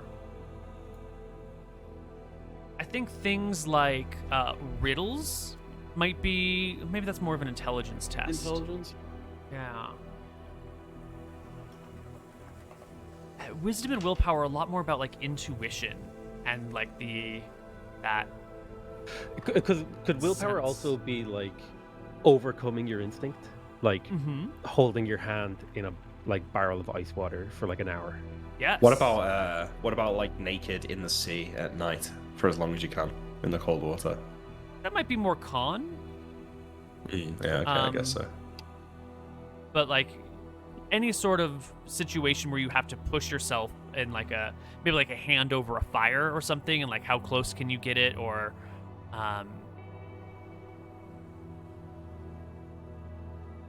Damn. How do I test her? Like, how do I roll? This is like a role play thing. How like do I the quickly hardest test stat to test. Mm. If it was con, you could just beat her with a stick. If it was dex, you could like thread needles or tightrope walk. Strength What's is that? easy. What's that like meme that gets knocked around where like strength is being able to squash a tomato? Yeah, Blah, blah, wisdom blah, is blah. knowing Wisdom that is tomatoes that not tomatoes and are a fruit. Yeah, so you can yeah, ask yeah. them that. No, wait, that's intelligence. Wisdom is knowing that it Wisdom's doesn't knowing go in you a can eat fruit tomato salad. or- Yeah. It doesn't go in a fruit salad. Would you put a tomato in a fruit salad? No, you're tired.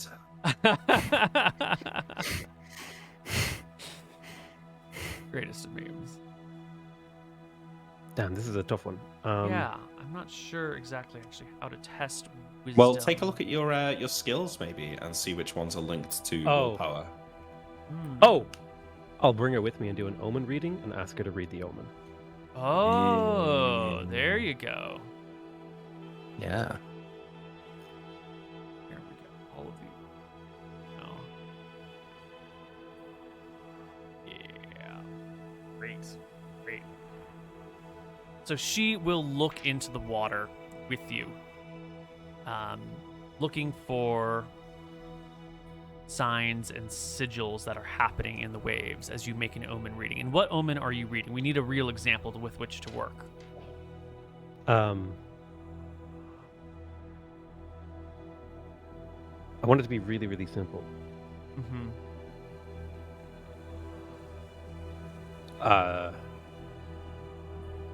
What's like a really obvious thing that's happening? Like, is the sky clear right now? Like there's no. no, it's like, cloudy weather. right now. It's super cloudy, right? Omen reading. What's like a good? Does anyone have an idea that could like throw me a bone here? Because I'm drawing blanks just constantly here. Is it gonna rain tomorrow? Yeah, I'll ask it. Is it going to rain tomorrow? Excellent. Okay. You know, put your hand in the water, let the sand flow everywhere, and small little piles scattered all over the place pop up. And our friend Mary Beth will make a wisdom check to read into the water and to see what the omens may bring her. And she will score a 30, so even with half of her wisdom, because she's not, proficient omen reader, she can see that it's forming lots of little tiny mounds all over the place. And she goes, well, I think each of those little mounds represents a raindrop or some sort of splashing in the water. I think if there was going to be no rain, it would be flat everywhere, maybe like a single large pile. But this looks like rain on the sea. So yes, it's going to rain. And then she looks to you for approval. I guess I have to also read it to check, do I? Or do I know automatically? I guess you also need to pass, which you pass with flying colors. Yeah, I'll say, if it rains tomorrow, you'll have your answer, and then I'll take her back. And then she looks at you and is like, "Wait, but what magic is this? What is this that causes the sand to pile like that?" Is a magic far beyond the power of any of the gods. It's the power of the sea power. The sea will be at your command if you join me. Intrigued, she bobs her head. Right. Woman reading with sail. So, Mary Beth will work with Sail in some areas, perhaps, maybe learning a little bit more about the spiritual side or the sailing side, because she's already a bit of a sailor. So she might work well with Wiley. So Shauna, James, and Bobby are going to be fighters. Janet is sort of the cook, and John Brophy used to be a businessman, and now he's sort of just a bit of a laborer? What is his position? Supposed to be the bodyguard, like the home, I think. Think about the framing, Neil. What it is he's alive, which is more than he would have been if he was still a businessman. 'Cause Totally. he'd be fucking dead. But what is his function here with your people, right? He needs to have Pass the something that mustard. he's doing. He is the servant. Got it. The homemaker, the domestic engineer. Perfect. Yeah. I think Nilram, Captain, and Wiley are gonna set out. Yeah, Mhm. we're going to Flotsam whilst the rest of them, maybe not all of them. I think Bobby plus any immediately new recruits should stay here, but Wiley, Sail, Archie, and like Bobby, Sharpay, maybe. Yeah, Sharpay anyone is never gonna job. join. No one will let you know that, and Sharpay is only there to be Yeah, tortured well, to the end of his days. Well, I don't know. What do you guys think? Should we let James and Shoshana and Mary Beth go, or is it too dangerous? Those people are loyal to us, right? Yeah, but Have only they give me 5 earned minutes. a But holiday? I don't know if they've earned a holiday, but they have proven their worth. Up to you, really. I'm not comfortable with them serving us until we've done the ritual. Well, we can do bind that the before pills. you We can leave, do that before right? we go, yeah. Hey, I'm going to leave the call up to Sail and Archie. It's up to you guys to decide who to Yeah, take, it's your since you're guys' going to be the thing. ones looking after them.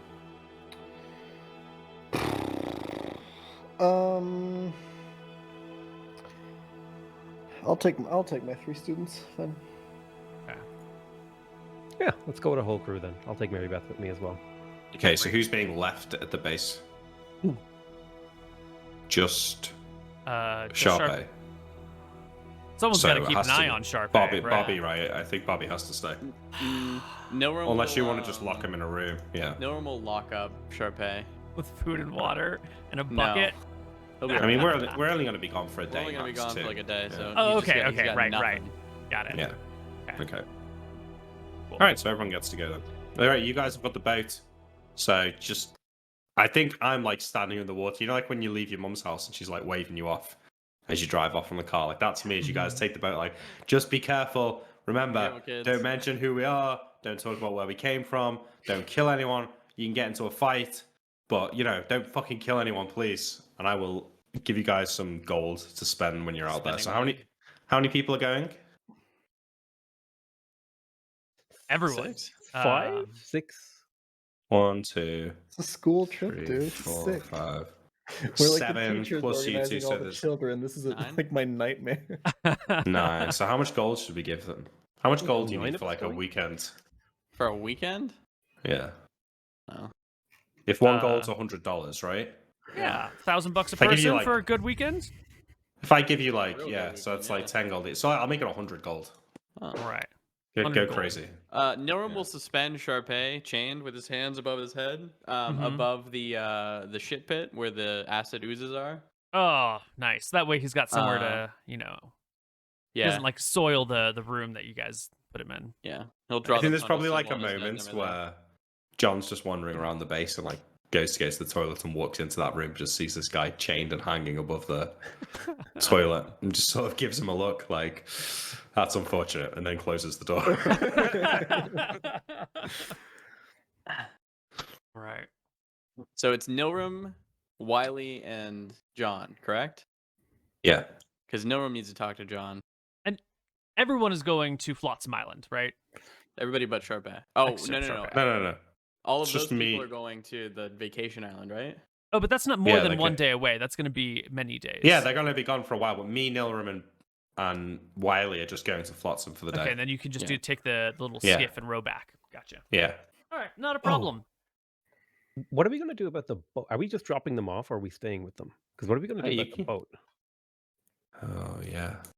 I think I you guess- probably think about this on the way out. I guess I could just water breathing myself, jump off before like inspection. Like, because we're going to be inspected.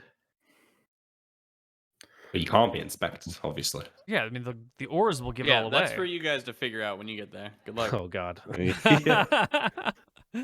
All right, so the party splits in two. Half go to Flotsam Island to take care of some things. The other half goes to Vacation Island to have some downtime, rest, relax, and definitely not get in any trouble whatsoever.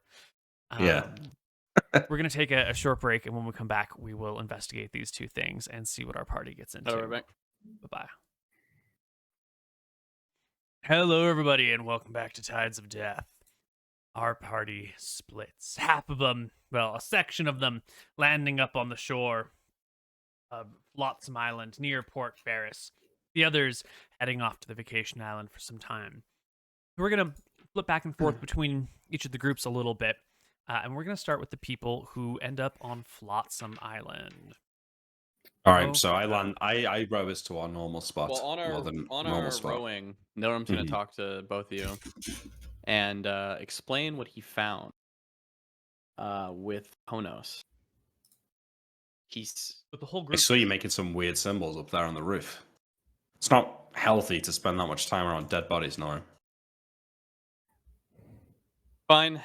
Just drawing the attention of a god. I've been talking to Ponos recently. Just didn't wanna dropping tell that him. in casually. Yeah, I didn't want to tell Okay. everybody this, but I was able to gain his favor and ask him a single question. You know how you think that thing under the sea? Now wait. Should I'm we not really gonna be say- Should we be talking about this here? I say as I'm rowing the boat. As long as we don't say his name, we won't draw his eye. You sure about that?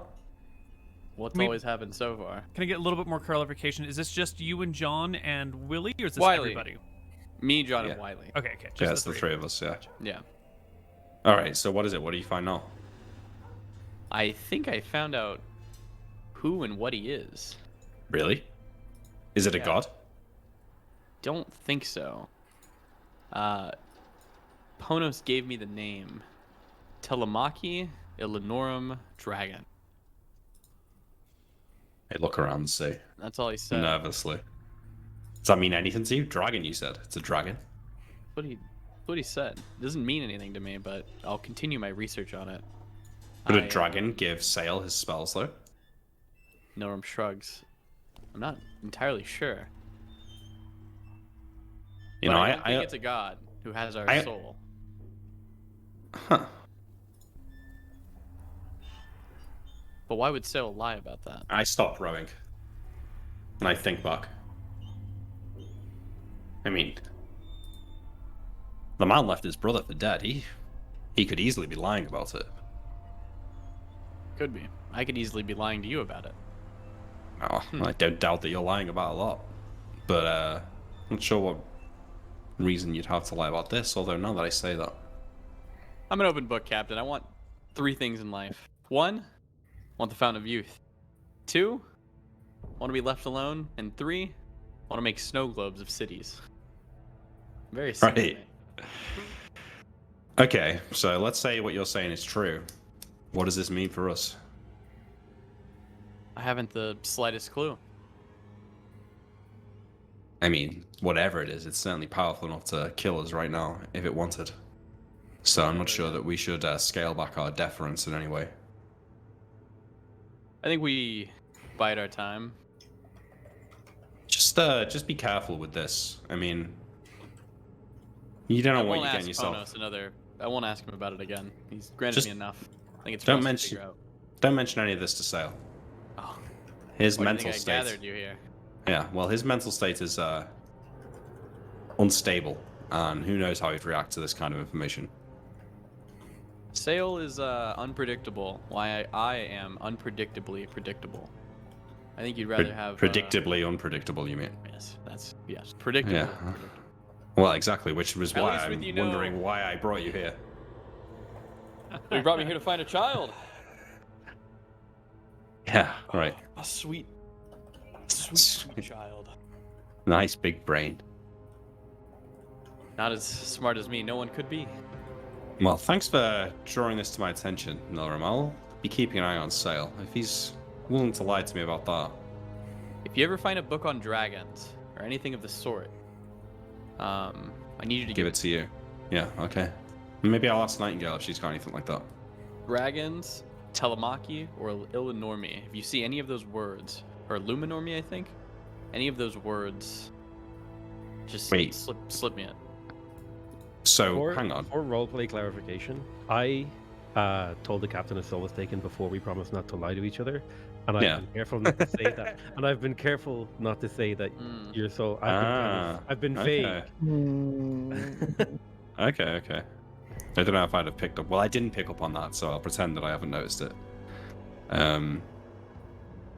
You said captain has always brought it up, and I just haven't clarified. Yeah, sure. You said Telemachy Lenorum Dragon, right? Correct. You think Telemachy is its name, and Lenorum is the type of dragon it is? No, Rug. I'm gonna be honest with you, Norum. This is well outside of my wheelhouse. I don't feel comfortable talking about this too much, and I'm not sure how much help I am going to be in your investigation. I'll keep a lookout for any books, but if you are insistent, look for books and know that your soul is eternally damned. Yeah, well, you don't know that. Trust me. Even if this thing doesn't have my soul, I'm pretty sure my soul's eternally damned anyway. So, it's much of a muchness to me. Well, when we get to the Fountain of Youth, Captain, you won't have to worry about that, will you now? Even your old wife's sales, Nora. Maybe it's in one of those imaginary cities inside a snow globe somewhere. I'm gonna find it, Captain. Well, if you do, let me know. I'd certainly take a drink. What do you say, Wiley? Maybe you could do with a sip from the Fountain of Youth as well. Come on now. No one believes the Fountain of Youth is a real thing. It's just a fairy tale. Nilm will look at him, straight-faced, dead-eyed, and say, "It's real. I know it is." Wiley sits there in silence. Hard to argue with that kind of confidence, Wiley. Well, if anyone's stubborn enough to find it, Nilram, it's you. Normal. And I go back to rowing. You can make your way to the shore, pull the boat up, and hike across the open area all the way to Port Ferris itself.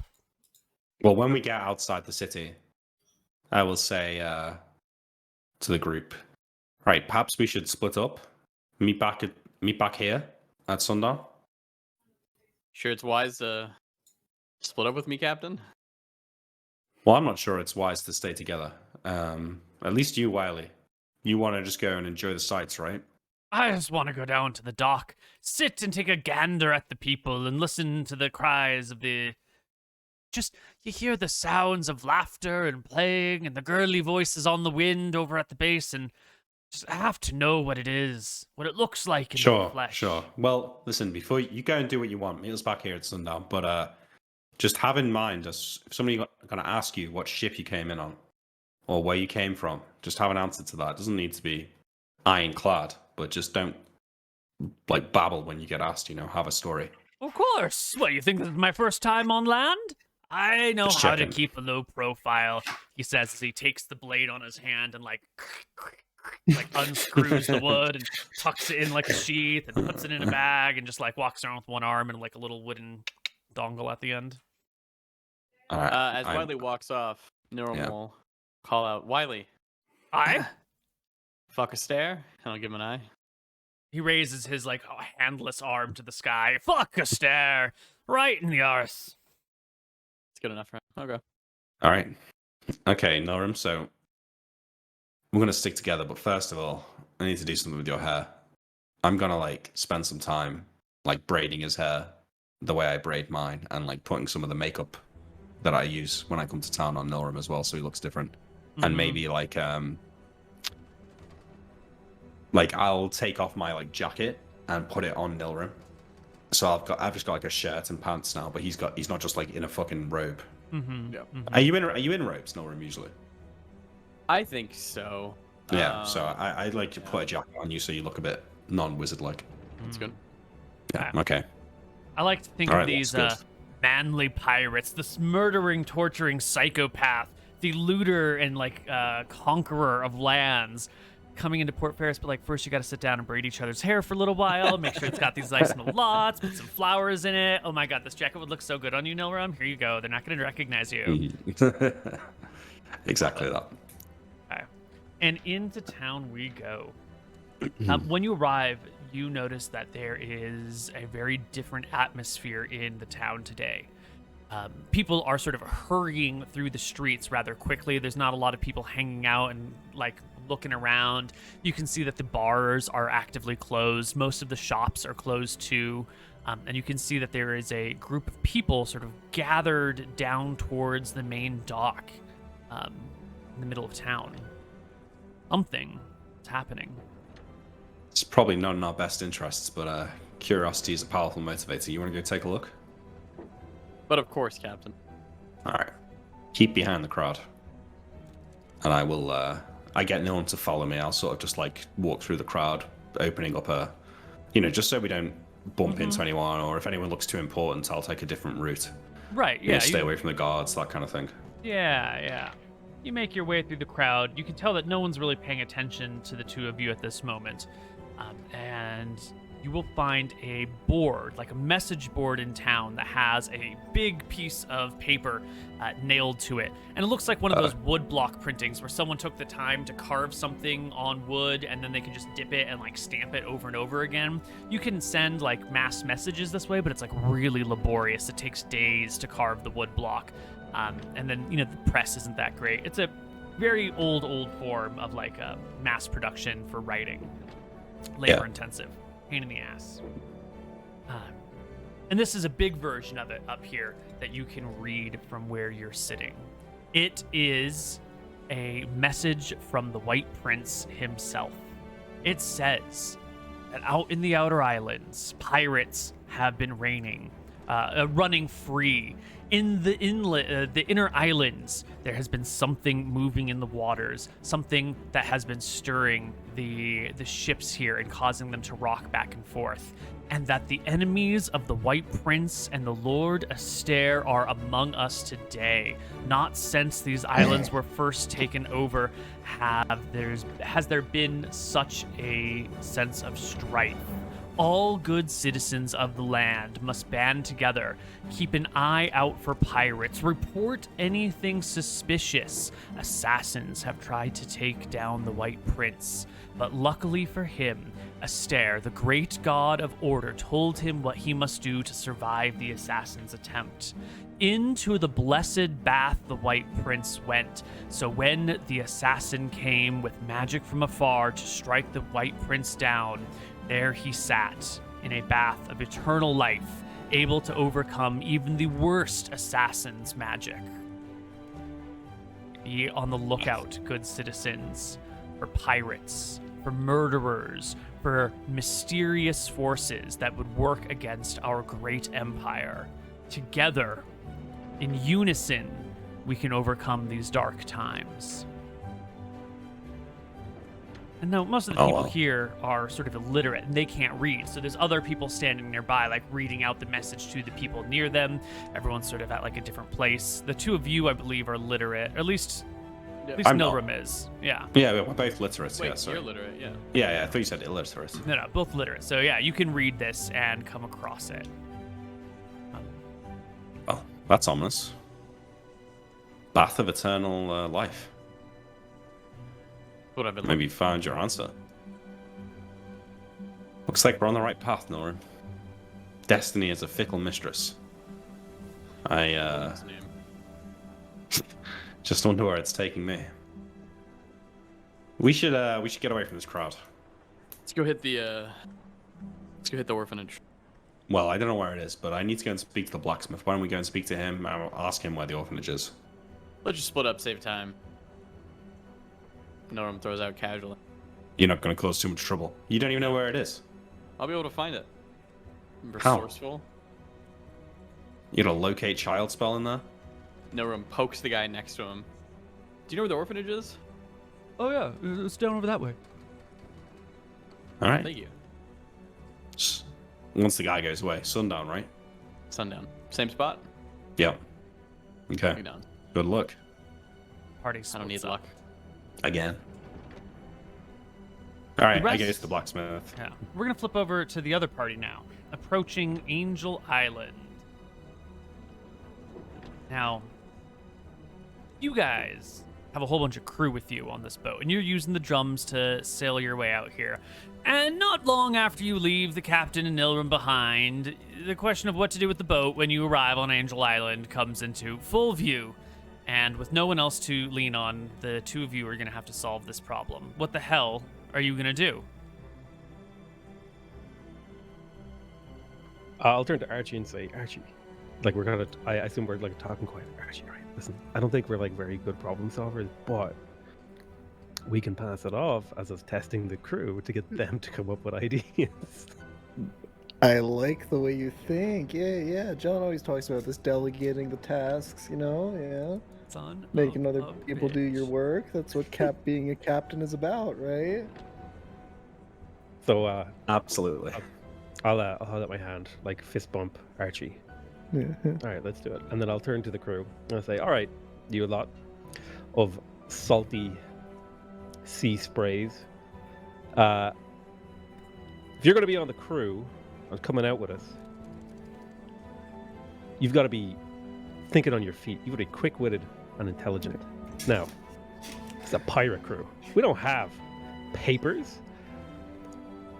We can't see an inquisitor. I don't even know if this island has an inquisitor. But even if it didn't, we can't even land because we don't have papers.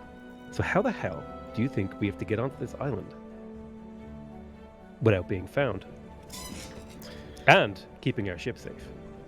I'll point at Mary Beth, my student, expecting her to come up with a good answer here.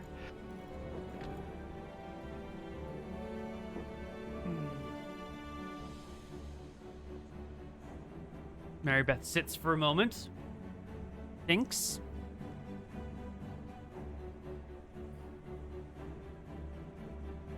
Well, if we had the skiff that the other two took, we could anchor on the far side of the island and just row out to the island. And then we would never have docked or come there. And we would just be a boat sitting out there. And we could set up some lines to make it look like we're just fishing out in the waters. but they took the skiff. A great idea, Mary Beth.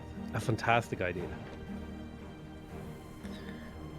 Sorry to interrupt. Don't we have more than one skiff, though? But there's one skiff that you would put on the boat. Like, you can't... It's, what do you call it?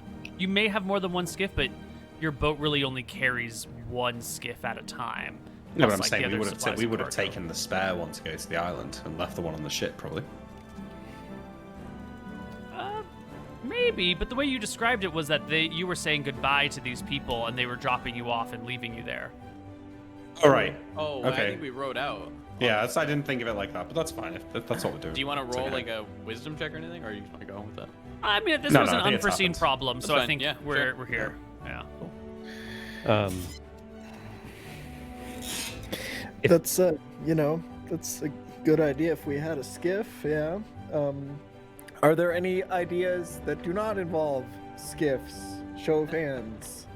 Bobby's hand shoots up. I got one. Bobby, my boy, what do you think? This, I've been listening to Wiley. This is a longship. It has a very shallow draft, which means it is capable of going up rivers. Let's find a It river, not near a town or an outpost, and sail up the river until we have lots of cover, and then park it there. And that way we will be on land and hidden from view. I look at Sail. Well, Bobby's got a good head. He's got on his shoulders. He's a smart kid. I do. I like the plan. It's a good one. However, Mhm. there is a problem. If we do get into trouble, and we're going to be here a while, We are. they set up a ship at the mouth of the river waiting for us. Yeah. When we try to get off the island in a hurry, We're trapped. we're stuck. No We're way dead. out. Yeah. Bobby, you just killed the crew. Bobby, Every you just single killed us one. all. Bobby, scrub the deck. Yes, sir. And he grabs bucket and starts scrubbing. Where I teach you about scrubbing. Circles, Bobby. Circles. Circles, circles, not lines. Circle, circle. Yes, sir. He starts scrubbing. Fundamentally, these are good ideas. But Tom everyone is an Brophy enemy. Raises a hand tenderly. What you got for us? We could wait until another ship looks like it's going to approach and approach that ship and give them a bunch of money if they'll dock with us on it. An interesting idea. I What do we like do it. about our ship? Leave it Yeah. anchored out in the sea? Unattended? Then that... Well, little Bobby can watch it.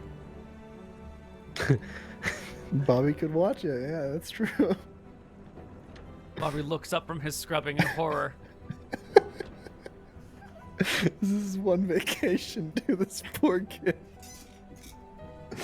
Oh, Bobby will be watching the ship for his previous suggestion. Yeah. But I'm worried about this plan too. Yeah. It seems It's like very suspicious to leave a ship out in open water. Don't you agree, Archie? Yeah. What if the weather turns? What if it gets bad? If there's a storm, even if it's anchored, we might lose.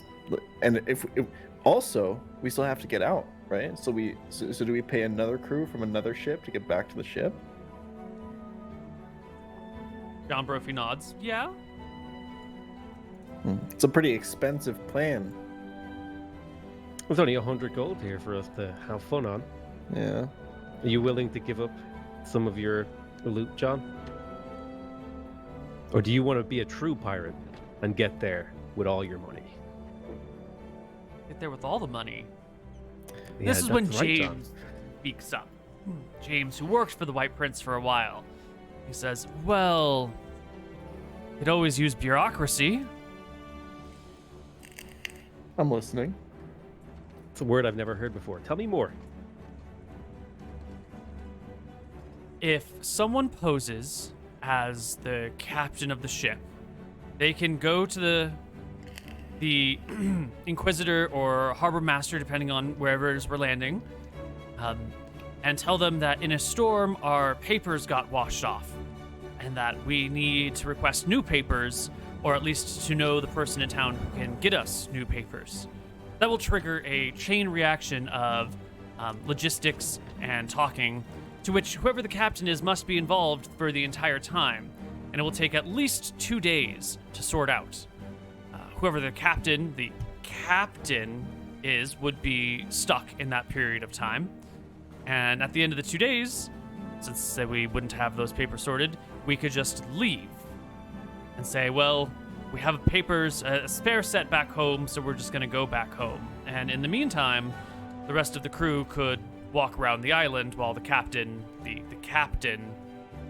plays decoy and bureaucracy.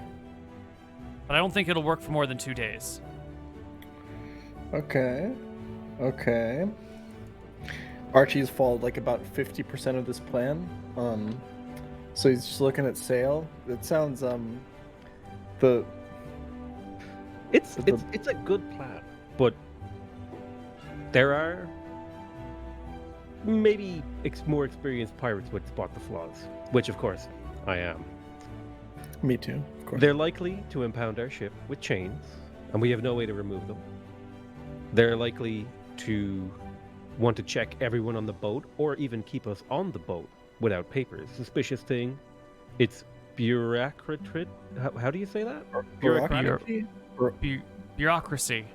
It's Bureaucracy. the bureaucracy in these Yeah. islands. No, it's bureaucracy. Notorious. We could, put a bunch of water in the ship and cut some holes in the sails and make the ship look like it was got in a storm. Lend credence to our solution. Say the chains might track it down. Destroy the ship. You wanna- James sits back down. It's a good idea, but the biggest flaw is that we have a spellcaster on the crew, and any inquisitor would find me.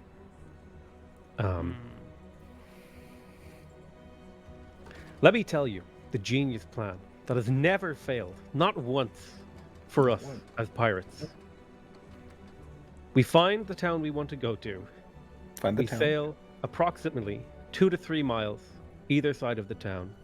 2 or 3. Put the ship on the land, and then leave it completely undefended. Everyone looks at That you is- surprised. Worked every single time. And that is the lesson here, recruits. You're overthinking it. You should, as a pirate, Exactly. you can't, if you overthink it, people can outthink you. But if you don't think, then other people can never outthink you. But won't So they you find the just ship? do. Who cares? We're the strongest people in the world. Yeah, we'll just take We it can just back. kill Who them cares? and I'll leave. just punch them to death. Have you seen me? Look at these babies. Okay. All right. I mean, it's the Crimson Fist. So That's this, right. Archie okay. We'll start a sea chant. And they will join in. Little Bobby pokes his head up. So that means I don't have to stay with the ship? You're definitely staying with the ship, Bobby. We need someone to watch. Are you an idiot? We're gonna leave the ship out in the open. Someone's gotta watch it. Like, are we just gonna leave it completely unattended? Of course you're staying on the ship, Bobby. Wait, we've never left someone watching the ship before. I feel like Bobby's like bad luck. I don't think we should leave him with the ship. I feel like it'll be found. He'll make a noise. We could leave him down in the ship, so people can't see him. Oh yeah, that's Yeah, good. I I like it. That's gonna work, yeah. I like it. All So right. I'm just supposed to lay down in the ship and not poke my head up? Yeah, you're watching the ship, Exactly. not the shore. Yeah. For how long? Till we get back. How long is that? Could be weeks. Guys, have a heart. Come on. Could be a Okay, month. I'll like uncontrollably laugh and then turn to Archie. Okay, should we stop bullying him? We'll take him a lot. We'll take him out. Okay, I'll put my arm around Bobby. Would never do that to you, Bobby, right? You didn't really think we were gonna do that to you, right? I did. Yeah, I really did. You think we would do that to our crew? He Oh my Bobby. god. missed up a little bit when you call him crew. Bobby, the crew is the most important thing. Do you understand? We'd never do that to our mates. Okay. He seems reassured. And you come All to right. Angel Island. There's the town. You've been here before. There's the sandy shore a few miles away where you parked your boat last time. There's the resort that you walked past that had all those figures dancing in it. All right, crew, let's do it. And I command the crew to beach the vessel. Yep. With the ghostly rowers, you row up, whoosh, put the boat up on the deck, or not on the deck, on the sand. Everyone gets out and heaves and hoes as the waves come, and you push it further and further up onto the shore until it's in a nice, secure place. The only question left is what to do with the drums. What do we do with the drums? You know, I go over to Bobby. You've gotten strong with training, right? Mm-hmm. Do you think you can take care of these? I can carry them. Keep them safe. Sounds like a plan. Right, Sail? Seems like a absolutely could never go wrong. Bobby Yeah. with the drums. It's fine. Yeah, Bobby's very proud to take the drums. He sees it as a sign of, what do you call it, responsibility, of ownership. He's got a real duty with the crew here. He's not just some lackey. He's watching the drums. Yep. He doesn't realize it's just another piece of bitch work for him to do. So you dock your boat, head into town, and you will very quickly come across another one of these posted papers that says the exact same thing that the other players saw, except this one has been here longer. This message has been around in town, so it's not like there's a whole bunch of people gathered around it for the first time. It's just up on the message board with a few people standing about looking at it, maybe reading it for the first or the third time. Sale, you are literate, as are a few of your other people. At least John Brophy is literate. And you guys can read the message. Refresh my memory. What exactly? It said something about a fish assassin. I did it. Yeah, there's I didn't have a script written down, but there are dangers, there are creatures, there's things in the sea that are coming after them, there's pirates.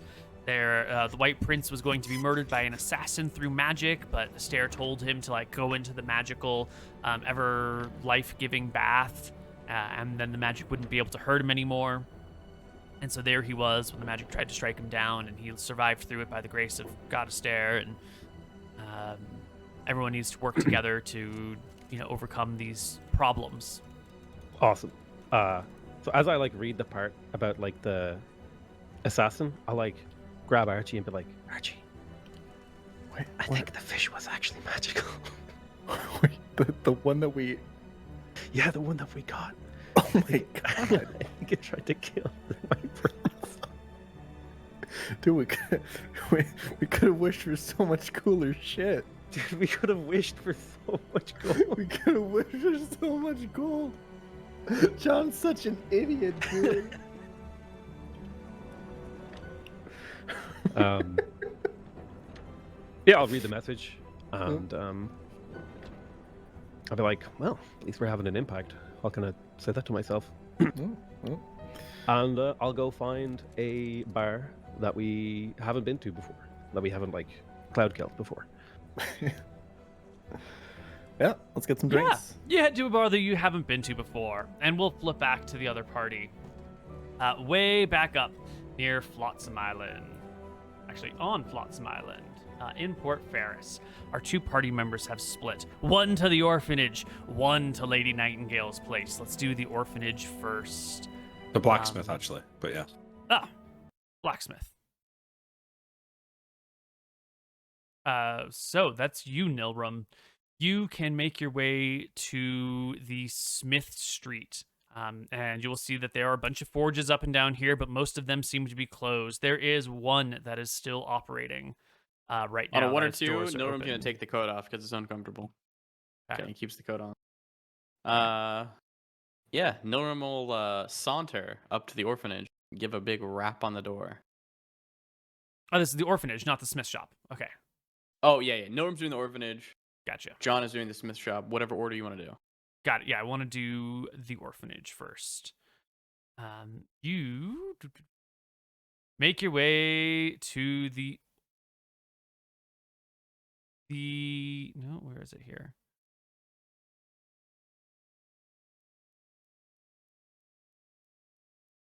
The orphanage. You make your way to the orphanage.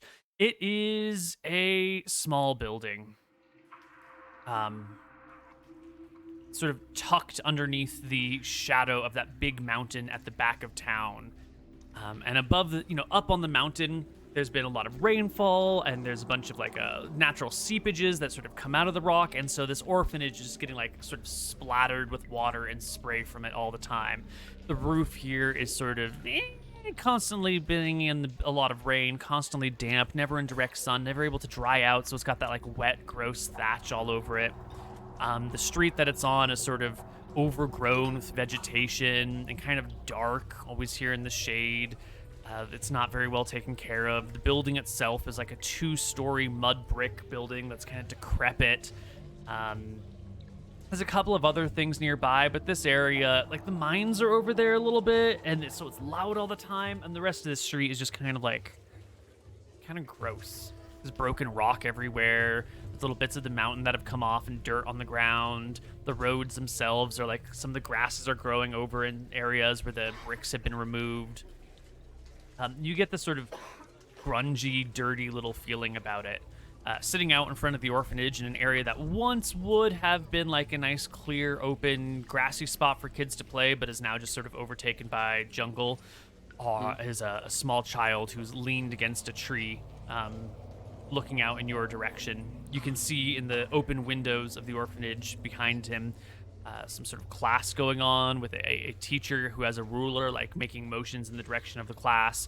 One of the other windows shows bedrooms that are completely unoccupied at this moment. Another window looks into a big mess hall where there are some kids seated around a table eating some sort of gruel. Norman will point at the child and flip him a silver and ask, why aren't you in class? The young boy looks at you and says, "Teacher got mad at me, told me to go outside and contemplate my position in the world, whatever that means." What'd you do? She sat down on her chair weird and made a sound like a fart, and so I made a farting noise at her. Classic. Are there sorcerers in 2nd edition? In this world, there are, yes. In this world, there are. Okay. Yes. And how does that, I guess, manifest itself? So wizard is someone who gains knowledge from without. They study and they practice and they learn from others, and it's more of an academic approach.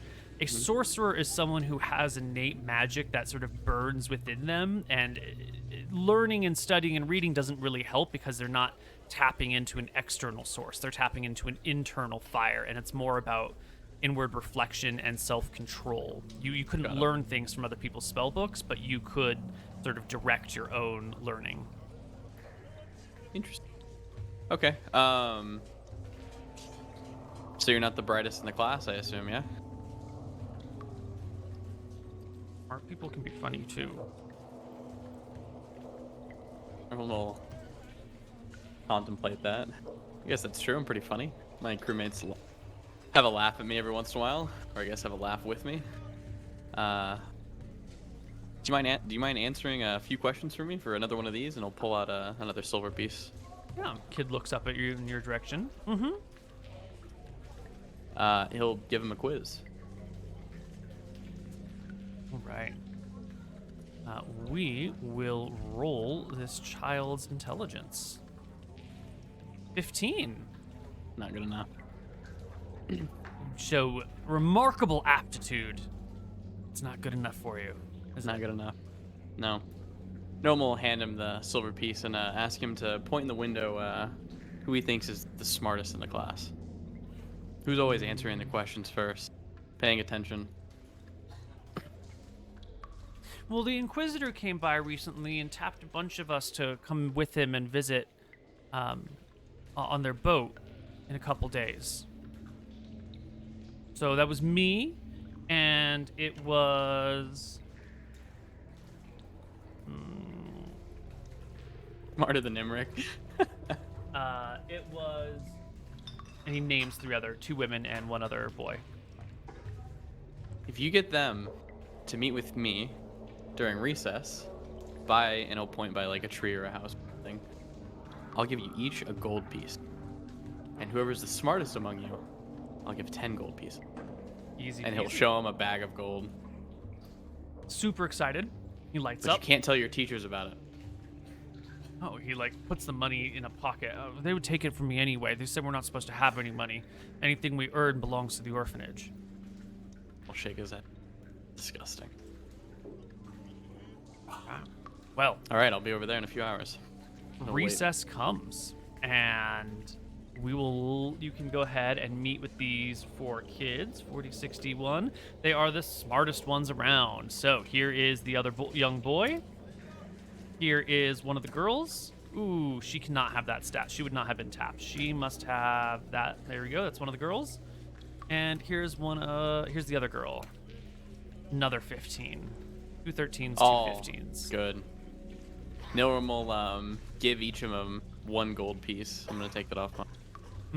So that's 5 gold pieces that I need to give. There's 4 of them, so 4 of them, so 4. And I'll give a gold piece to the kid who went and got everybody. So, well, thank you. Do you know any other kids who aren't in the orphanage? Do you ever hang out with them? he shakes his head. No, we're not supposed to. Why not? Drugs, just not supposed to. Do you ever think to inquire a reason? You just When I follow ask rules questions blindly? like that, they smack me. But the Inquisitor says where he's taking us is a nice place, with lots of room to meet other kids and learn and not have to follow the nun's rule. Nilram nods. So the Inquisitor's gonna take you guys away and teach you in the ways of a stair, yeah? He shrugs. I don't know, but he said we're smart and that we need to go with him. Nilram nods. All right, that sounds interesting. Yeah, he says there's a bunch You guys of other wanna kids go, on the boat too. Oh. Have you met them yet? No, haven't gotten to the boat yet. You You guys should go be to the back beach in tomorrow often? or the day after. We see the beach, but we don't often go. Normal.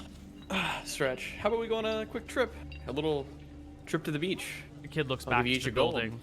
Oh no, recess will be over soon. We can't be gone. You wouldn't in even real skip trouble class for for one that. of these, and he'll pull out 5 more gold pieces. Combined general will check for all 4 of the kids is 17. Their willpower is weak. They are persuaded by money. They will come with you to the beach. It will mean catching a beating later, but how are they going to pass up this opportunity to get a bunch of money? True. No one will take him to the beach. Secluded, away from the town. The White Prince can't have these kids. It's a, foothold in. Oh no. So when they get to the beach, Norm will have them all look out to the ocean. And he'll pull out some sand out of his pocket and blow it on them. He'll get their attention by saying, "Look at this cool colored sand I have." Kids look in the direction the colored sand blows across them. You Think roll I me need to roll a d6? All 5 kids immediately fall unconscious. Nilram will handle them with the dagger that he stole from the bard and push their bodies into the sea. None of them good enough to go with him. White Prince won't have these kids on his. And Nilram will head back into town in search of others. More children to the slaughter. Why don't we go to our last break then? Come back on the other side and see what's happening in the other town. Hello, everybody, and welcome back to Tides of Death. Back on Angel Island. The happier place. Happy fun times. Our party has arrived. They've come onto the sand and they're gonna start looking around and hanging out and doing things before everyone disbands to go in their own separate ways and do their own fun things. Are there any rules? Is there like a reconvene at a certain date at a certain time thing going on? What is the? Are you guys I think- managing? Go ahead. I think we should somehow make sure that Bobby doesn't like fuck off with the drums or lose them or whatever. There should probably be like someone keeping an eye on that.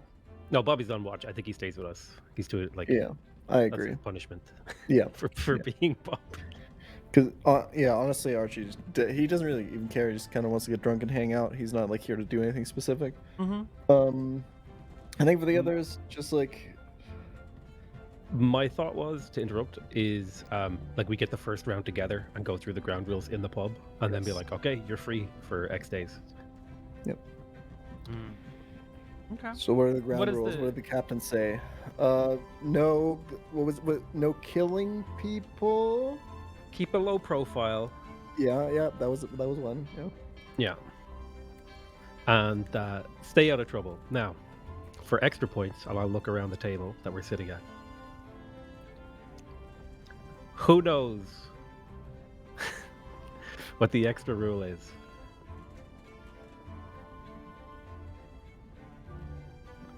You say this to the assembled people? Yeah, I'm like, who knows what the last rule is? It's the unwritten rule among our crew. Bobby raises his hand. Never tell anyone where the base is. Not that rule. That's also a rule though. I'll lean forward and I'll kind of sit in my elbow and I say, the unwritten rule is when the captain's not watching, there are no rules. So once you're out of sight, you do whatever you want. Okay. And I'll raise my glass to that. Everyone lifts whatever glasses they have nearby. They all clink together. Quickly, they are downed. James, Janet, Mary Beth, and Shoshana quickly finish their glasses and run off together. You know, two in one direction, one another, one on the third. As Direction. Shoshana runs, I yell over to her, Shoshana, real quick, if you go into a fight, remember your breathing, okay? It's the most important part. You gotta work on that. Work on the breathing, you know, the stance, you got that all down. Just, if you do get in a fight, remember, okay? Yes, sir. She Now you go have fun. shuffles. John Brophy sits at the table with you, two of you and Bobby, and looks around and rubs his hands together. You know, I've been here before. Did I ever tell you the time that I came to Angel Island and all the time that I spent here? Well, there was this, and he begins to launch into a tale about the last time he was on Angel Island. I'm gonna roll a con check and see if I fall asleep. No, I'm good. At the end of the story, Archie will ask him if last time he was on here he met anyone who asked. I like burst out laughing and slap my knee, like tears in my eyes. I'm sorry, John. He got you good, man. Well, maybe I should spend some more time by myself anyway. I see enough of your ugly mugs. He gets up and takes his money and No, it was shuffles a away. good story, John. It's a great story, dude. He walks out. Bobby looks to the two of you. So what are we Having gonna a do? good time, Bobby. You're gonna get us some drinks, Bobby. Yep. He, hoisting the drums under his arm, he goes to the bar, puts down some money, gets some drinks, brings them all back. Now, the most important part of any adventure, be it a holiday or anything else, Bobby, is that we'll be sitting here doing absolutely nothing, and someone somewhere on our crew is going to cause a problem. Are you And that's where we come in. Oh, it's never failed us before. It's, in fact, I think it's a pattern. Yep. Someone's going to get into trouble. There's going to be a fight. And then we're all going to get away scot-free. It happens every time. Isn't that right, Archie? Every single time. And you know who saves the day? Archie's already pretty drunk at this point. You know who saves the day at the end? Two people. This guy and this guy. Archie. I think you're forgetting all the times that I've saved the day. You know what? You're bigger than me, so I'll let it slide. Just You this did. once. You did make me glow pretty while I was doing it, though. It's true. Oh shit! Remember when you went up that tower glowing, and like obliterated everyone? That was God. amazing. And then you blew them up with the lightning. Holy shit! I'm telling the story pretty loudly in the bar as well. I'm drunk as fuck. As you guys are telling the story, a wealthy middle-aged woman comes by and sort of drops her bag, like her purse of coins. She goes to pick it up, and you can see it's right next to the table where you are, and you can see that it's got gold inside of it. She like picks it up and puts the other coins back in, and then she looks over, catches you noticing that she dropped her bag of gold coins, sort of leans on the table and like does this and goes, "Don't worry, I've got a sure thing. Any of you betting men? Got a thing. We can make some money." I look at I'll- Sale. Go ahead. I'll just smile at you. I'll lean back in my chair and say, "Gambling is degenerate, but so am I. What's your wager?" You see the dog races happening up the road. Let's just say I got a man on the inside. One dog is sure to come out on top. Been given a little extra something to help him get going, raise a stair and all that jazz. The only issue is that I only have so much money to make based on whatever I can put in. The odds on the dog are 2 to 1. I can give you 3 to 2 odds on it if you want to put in a little bit of money. That way I make some extra money and you make a little bit of money and we all come out of this pretty rich. What do you say? Archie has no idea what these numbers mean.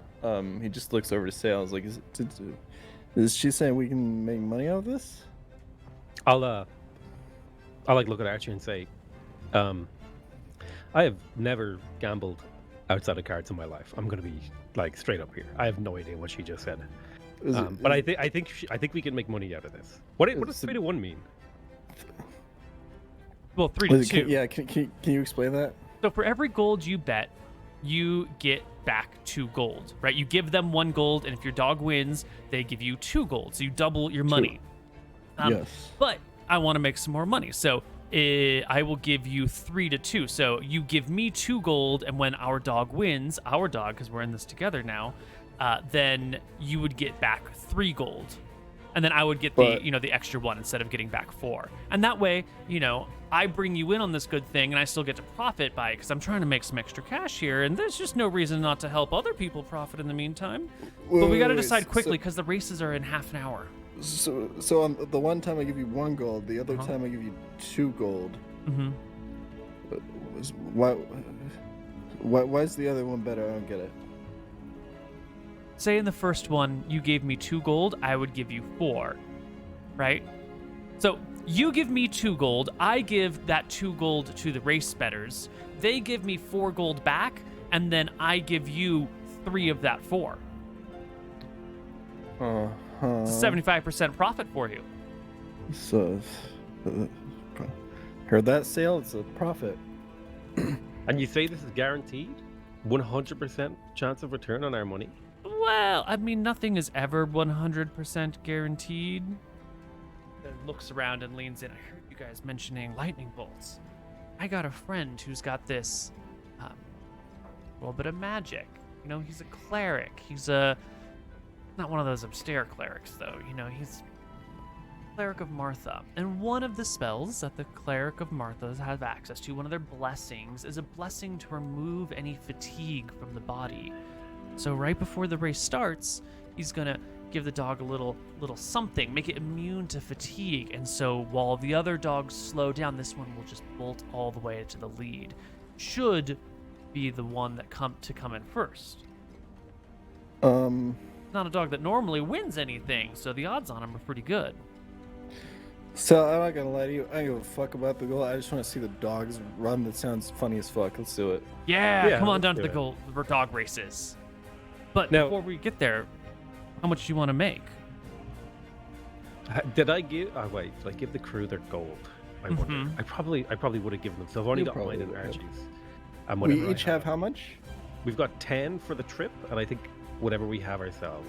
I think there are 8 of you. You got 100 gold. So you gave 10 to the 1, 2, 3, 4, 5 others, and the 3 of you have the remaining 5 gold, 50 gold, minus whatever you So we spent have on 25 drinks. each.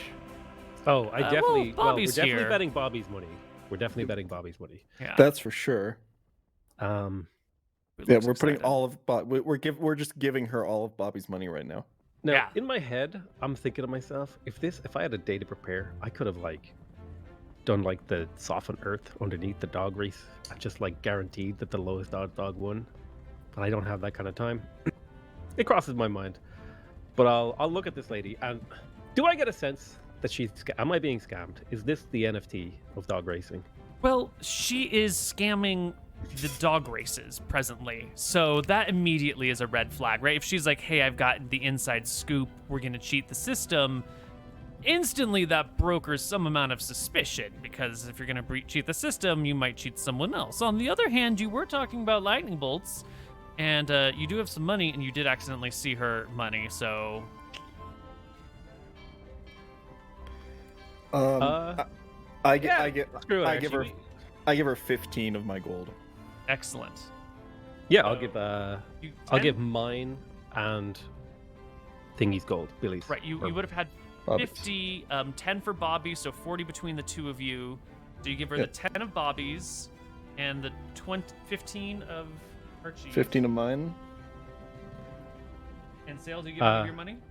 I'll give 15 as well. I've got like a little bit of extra on me. Great.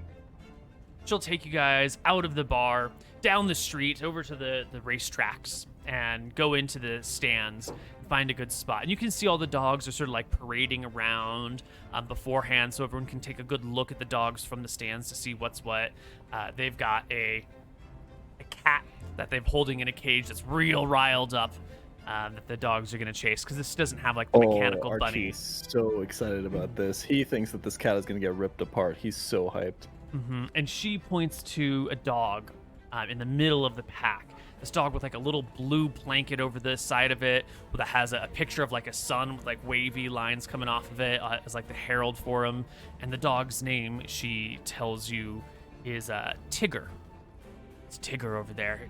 He's not normally the fastest dog, but today he's never going to get tired. He's going to dominate this race. Okay, I got to go make the bet. Stay right here. The race is going to start in 5 minutes. And she like points over to where all the betting is done. Like I'll be over there doing the betting. Do And they serve refreshments at this event? She nods. Yeah, just yell at one of the cocktail waitresses. Yeah, well, I'll definitely get a big jug of beer. Excellent. And the woman goes off to make your bets. All right, we wait for the race. You can get some cocktails, you can have some drinks. The races do start in 5 minutes. They're off. And they race around the track and round the track. And you can see Tigger there is near the middle of the pack, moving towards the front of the pack.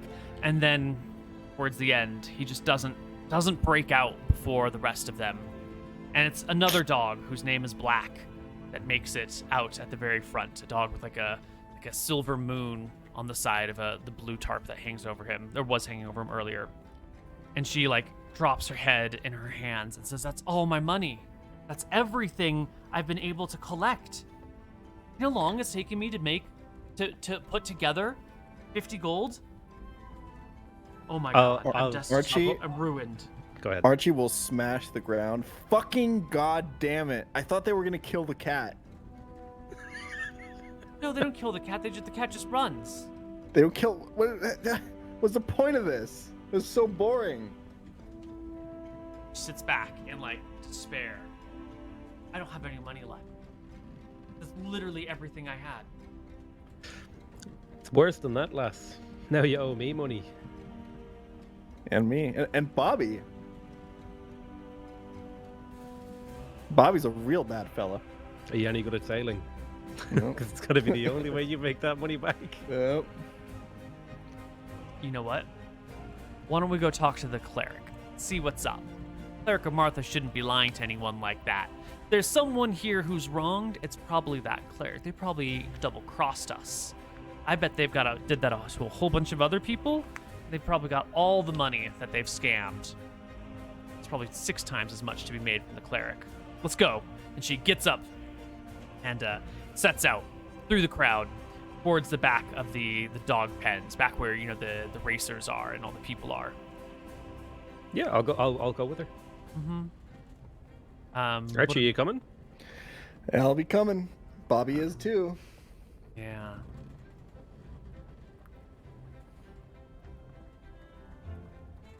In the crowd, she seems to be really good at sort of slipping through the crowd, a lot faster than the rest of you, a little bit more nimble, and quickly she moves ahead and ahead. Can I get perception checks from the 3 of you?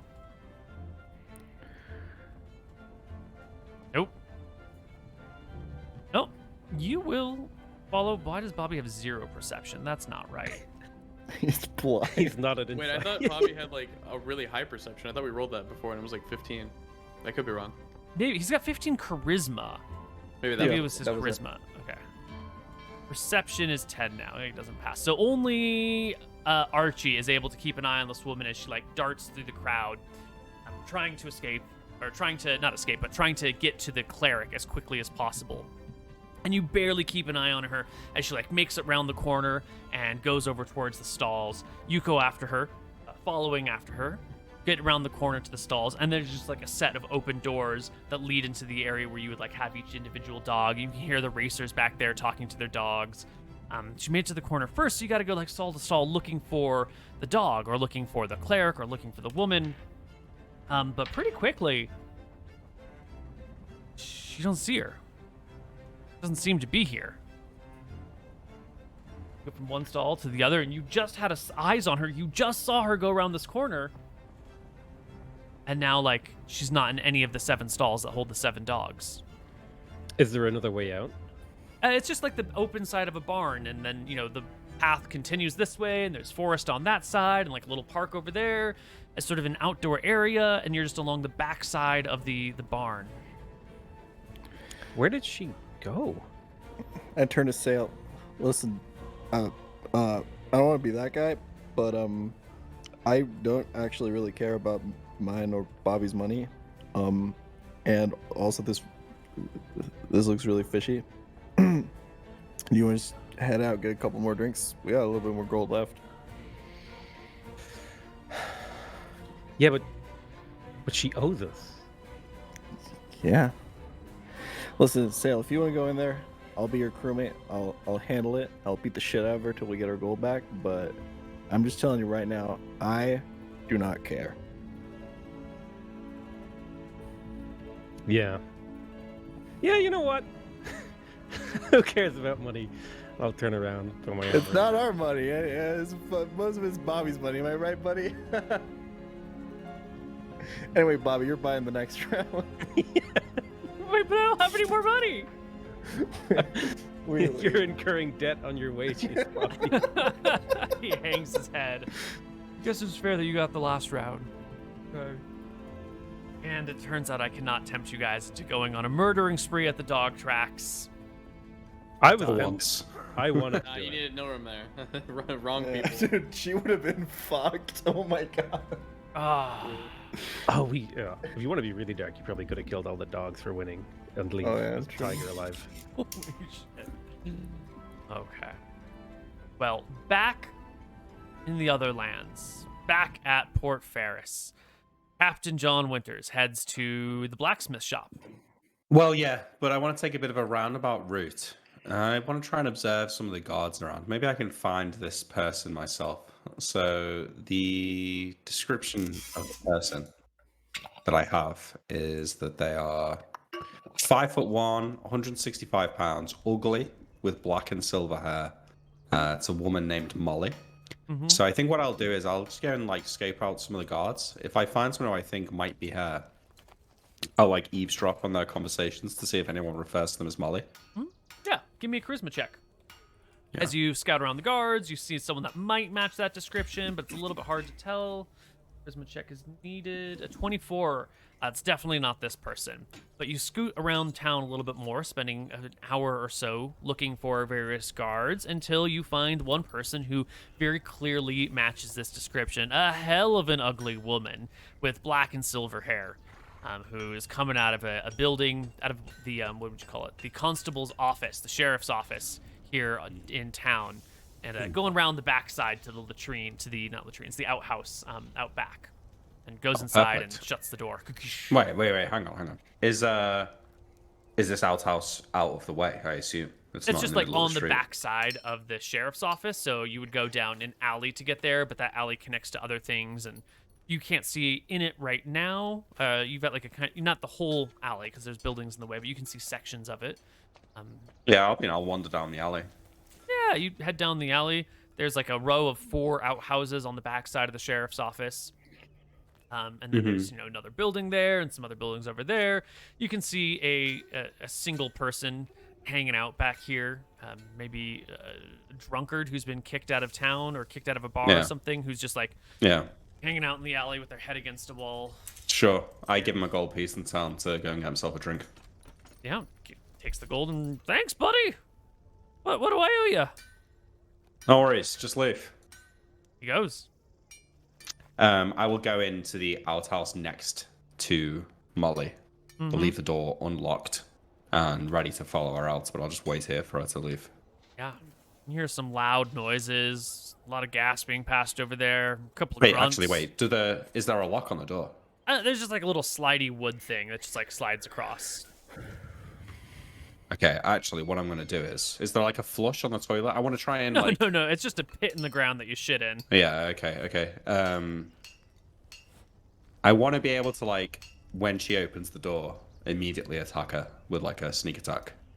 Yeah. So I maybe just sort of, like, hang around the side of the outhouse. I know it's probably not perfectly bordered, so I don't want to be in a position where she might see my shadow or something like that.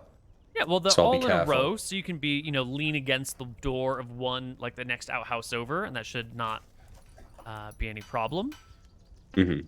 And after some grunting and some heaving and some, gross sounds, the door swings open with a prodigious smell, and out steps this woman who is hoisting up her pants and looking down at her belt and trying to, like, connect her. Yeah, well, not before. I mean, if she's belt. got her pants down.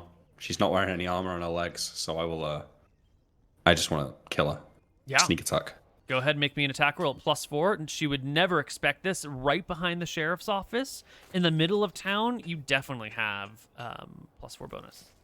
Yeah. And sneak attack. 23? It's an excellent hit. Crit? No, sorry, no. we're not doing clear by 10. Yeah.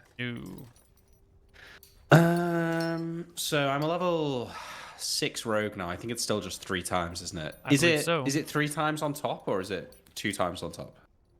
It would be 4 damage dice. Yeah. No, 4 damage. 3 damage dice. Because if it was times 2, you'd be doing twice as many. Yeah. So 11. 11. The dagger goes up and right into her gut, and her eyes go wide. She stumbles back. She drops onto the toilet seat. I grab her body. Yeah, I make sure she like falls back into the outhouse. Mm-hmm. And I just like close the door, and I'll drag like a rock or something and just put it in front of the door to like jam it. All right. And then I will like leave Give immediately. me a perception check to scout the area, see if anyone has spotted you, seen you. Yeah. My perception's not great.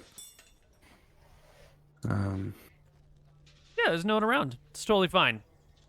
Great. Off you go. I sheathe my rapier. I leave. I go straight to Nightingale's house. Mm-hmm. Round the back again. Round the back. Give the gold piece to the gardener, halfling guy, gnome, halfling. Sorry, I get them confused. Halfling. Yeah, I give the gold piece to the halfling. Mm-hmm. And I'll wait to speak to Nightingale. Yeah. Let's see. By now it's a little bit later in the day. 5 on the die. Day of the week What's is this person's? No, Friday. Day in. Oh, wait, sorry, I forgot something. Can I cut some of the woman's hair? Like some black hair and some silver hair? Yeah. Yeah, okay, thanks. Sorry about that.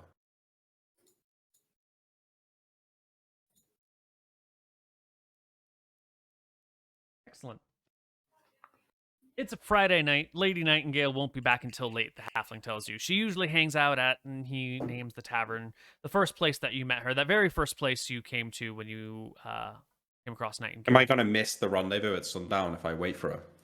Yeah, she's usually out pretty late. Does she have, like, someone who manages her affairs?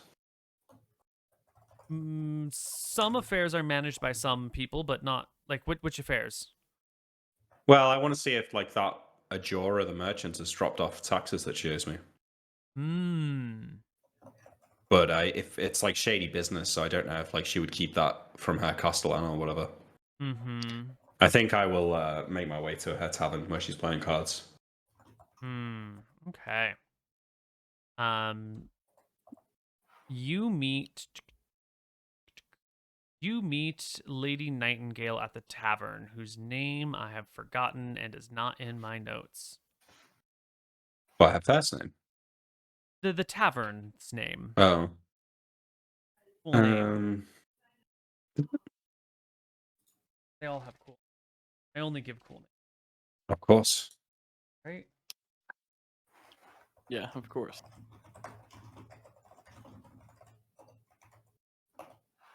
Roma. Blacksmith. The noisy parrot. Yeah, something like that. The noisy parrot. Okay. So I go in and I scout around and look for Nightingale. And sure I enough, wanna there she is. Catch her eye, and then I'm going to walk out the bar. Yeah. You catch her eye and head back out. She'll follow after a few minutes when there's like a nice break in the conversation. So you can hear the bar on the other side of the door as you step out. I will, like, not look at her. I'll just be, like, leaning against the wall. Like playing with a coin or something, and then talking to her. And I'll say, not here for a social visit. Just wondering if you've heard back from Ajora yet. Wondering if I could pick up my first load of taxes. You can indeed, she says, stopping to tie her like, fix the laces on her, the straps on her sandals. I've got to be out of here before sundown, but I can meet you back at your place or somewhere else. Meet me there in 20 minutes. Right.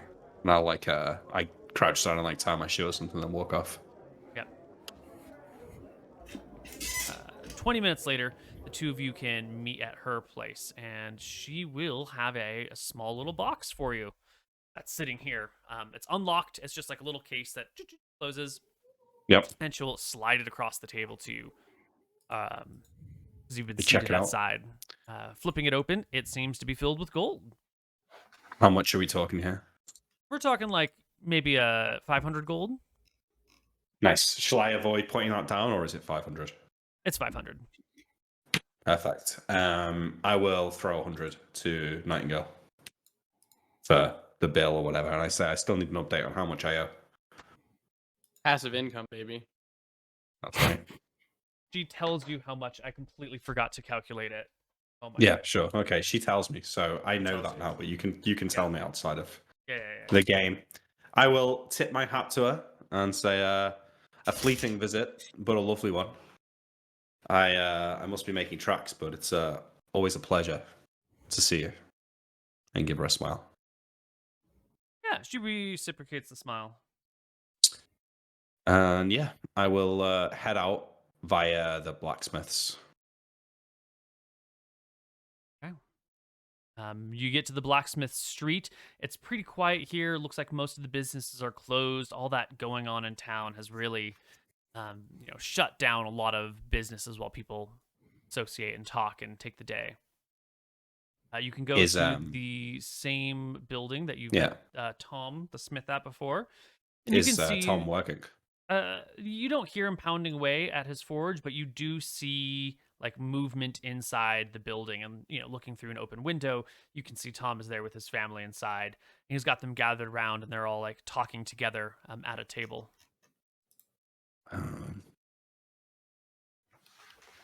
Okay, I will.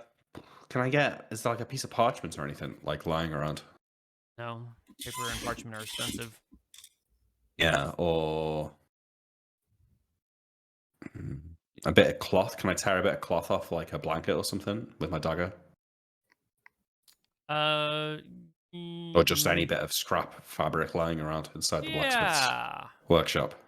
Yeah, he's got like a bag of coal that you could cut a section of off of. Yeah, okay. So I will do that, and then I'll put the hair and like fold it over inside the cloth, and just post it under his door. Oh. And then I shall make my way back to the rendezvous spot. Yep. Mr. Moon, anything else that you wanted to do before you rendezvous? Yeah, Norum probably finished his thing before school let out, so he's gonna go to he'll ask around. Where's the local school? The local school is downtown. It's right near the port. You will get the answer. Hey, no.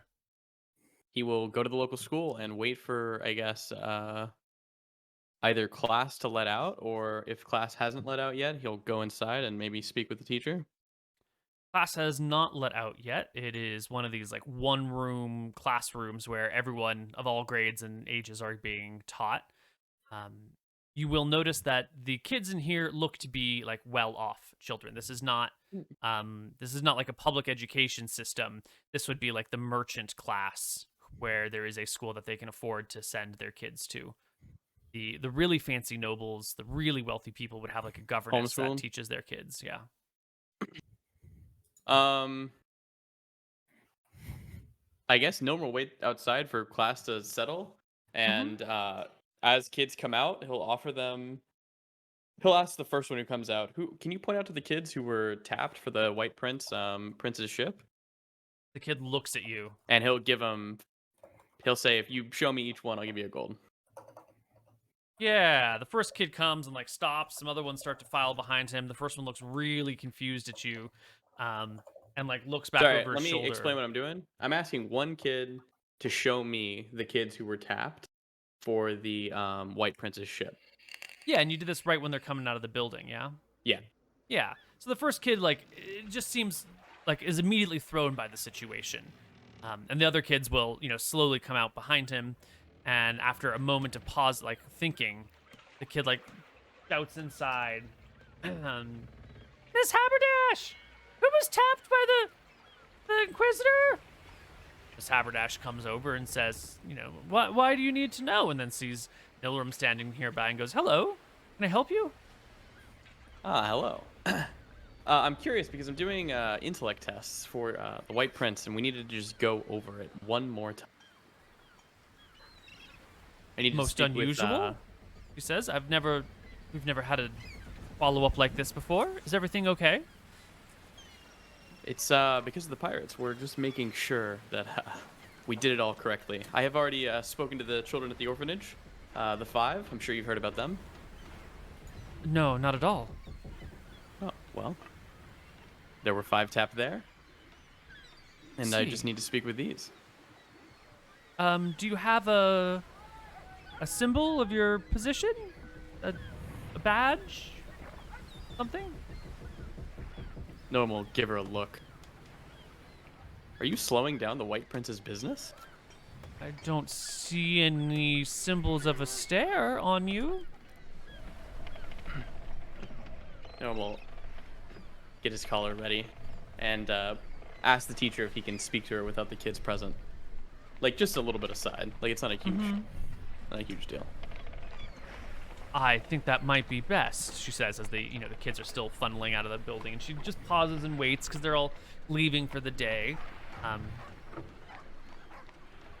And give me a charisma check. Let's see if you can read into any of her facial expressions or anything while going down. Some prolos, roll 20. Nilram looks different. I want to explain that too, okay? Yeah, totally. Might be important. Yeah, you had your hair braided, you got a coat on. Yeah, you can see, like, as the kids are going, she's, like, doing a head count of them, which is probably something a teacher would do. And then in between, she's, like, looking out in the streets, like, gazing across the streets for someone or something. Maybe it's someone in particular. Maybe it's just making sure that there are people around in general. But she is sort of like... will kind of step in front of her and make sure her eye contact's on him. and he's going to inform her that there's been an issue at the orphanage. There has been the children who were tapped by the White Prince have been slaughtered, and I have been sent here undercover. What? He nods. I have been sent here undercover to get the children and bring them as quickly as possible. So if you could just hand them they'd all over. just left. Why'd you? Well, they're right there. They should be like right there. Yeah, I mean, they're this. You know, some of the parents are coming by to pick them up. Others are standing outside the building waiting. That's why I'm trying not to alarm anybody. If you could just call them back, the ones who were Oh my tapped, God, dead. this would be perfect. And she will call out 2 names, and 2 kids will come back over. One of them, a parent, will be following after. A mother will be following after the kid, as she's been called back. And we've got Denise, and we've got Shine. Denise and Shine. He will apologize for the most unusual circumstances, and as they're coming back, he will whisper to tell the teacher, don't tell the parents. It'll just Of course not. send no, them no, into no, a. no. You know. Denise, Shine. This is one of the White Prince's men here to talk to you about the the tests. And then she looks to Denise's mom. I'm sorry, they had to come back. There were more questions. Apparently, they're not quite done. Denise's mom looks over at you and goes, "Haven't you had enough? My daughter's already coming with you." Norm will just put his hand up. I just need her and Shine for both 5 minutes, just for a quick. Okay. She shakes her head. Norm will pull him to the side, keeping an eye on the teacher. Yeah. And ask his questions. Sure. They're not going to let the kids out of eye range, but you can Absolutely, ask your yeah. questions. And we will get a 4D61 for Shine. And same thing for Denise. 13s, both of them. Okay. Norm will be very disappointed. Sigh. And explain to the there was one parent who came over? Mm-hmm. Yep. Denise's mom was here. Shine's parents aren't around yet. Okay. He will explain to the one parent that he needs to take her to the Inquisitor's ship as soon as possible. Well, So well she then should go tomorrow. home. We'll have her things ready in a couple days. We thought we had more time. He nods. He says, "You should go home directly with your parent and grab your things, and I will just take care of Shine then, and bring Okay. her to her house. You know where it is, correct, Shine? She knows. Yeah, I know where her home is. All right. Take me there." I look to the teacher for approval. He's cool with it. Yeah, the teacher said, if one of the parents comes by, I'll tell them that you already took her home." Norm will give a wicked smile. I don't know if you want a charisma check for that. I don't think he could contain it, but yeah. I'll give her a charisma check to see what she thinks of it. 11 plus 3d6 is set. Oh, 18. She doesn't think too much of it, unfortunately. And in Okay. some poor back alleyway, little Shine is gonna die. Yeah. I don't You think won't do the that's- other ones too hard. Yeah, that's fine. No. And then Norm will go and meet up with the captain at the rendezvous. Okay. Captain, And we run. sail. Yeah, we sail our merry way back to the base. I asked Wiley if he had a good time. Wiley, you enjoy yourself? Get out your system? Oh, I saw the sights. I smelt the carnival food. I heard the laughter. I saw all the boys and girls and all their dancing and playing about. You know, Yeah, I listen. must be getting old if I'm sitting here and enjoying the simple things in life instead of the murder and slaughter and pillaging. It comes There's, a time. There's no one left in the base for the next week or two. I can give you some gold if you want to stay in town, find an inn or something. I'll come and pick you up in a few days. Would you? Yeah, of course, yeah. Yeah, how much do you need? How much does it cost to stay here? Oh, You 10 do gold should something, get me through a Wiley. week. Alright, I give him 20. There's something I need you to do tonight, Wiley, and he'll put a hand over him and Alright. take him, I guess, a little bit away. And he says, Norm will be like, "I'm glad you're staying. There's a child named Denise. She's with the merchant class family. and it is of critical order that she. Well, I think you know what I'm asking. Tonight, Oh. she's being picked for the White Prince's child. ship. She's gonna be one of the murderous White Prince's men soon. Are you purposely doing this out of my earshot? Yeah. Yeah, no one will inform Okay. you later. Wiley looks at you and he listen, mate, I got a peg leg and no hand or a knife for a hand. I'm not the most surreptitious person on the planet anymore. I do this thing 75% chance I get caught. You know, if I run, it goes Come with me, you'll be bang, perfectly bang, safe. bang. You know, nobody likes talking to me. I'm highly memorable and I make a lot of noise everywhere I walk. I think this is a task that I'm not well suited for. No offense. Norum kind of sighs and nods. I guess one going to the White Prince isn't too bad. I've dealt with the others. And Just get he'll- yourself on the boat and get them all. Norum will scratch his head. I'll talk to the captain, and I'll slip him 4 gold. He pats you with the stump of his arm. Let's make a move, Norum. Wiley, how long do you want here? 3 nights? 3 2 nights nights? should be more than enough. I'll get bored Alright. after that point. I'll see you here in, what, 36 hours, 48 hours? Norum will Splendid. actually give him an extra 30 gold and whisper to him, in case we can't come back, you might need to find your own way back. We'll be back, don't worry. Oh. We'll just be sitting around doing nothing. I'll see you in 3 days, Wiley. Okay. And Excellent. on our boat ride back, Nilrim will probably gleefully. Well, I think I'd probably say to you, so what do you get up to while you're out there, Norum? I'm sure you just went and sat in a tavern, right? Had a few drinks? Nilrim will gleefully kind of describe to you what happened and the precautions that he had to take and the measures that he had to do, and try and explain that it was the best for the crew. You know, I wouldn't have endorsed this if I thought you were going to kill the ones you didn't take. You can't just go around murdering children, Norum. That's bad. That's bad mojo right there. The issue was, Captain, is that these children are going to be monsters for the White Prince, and Yeah, I these understand ones that. But aren't you're not going to to be regular foot soldiers. These are Listen, going to be the you're not people going to with magic. destroy the White Prince by Milrim, did you killing murder a- a child again? killing a God few children damn that in it. 5 years' time might be an issue. If all goes well, we'll be done with this place before then. Just listen, I don't know if you believe in fate, but all of this stuff you're doing out here, it's bringing it. I can feel it.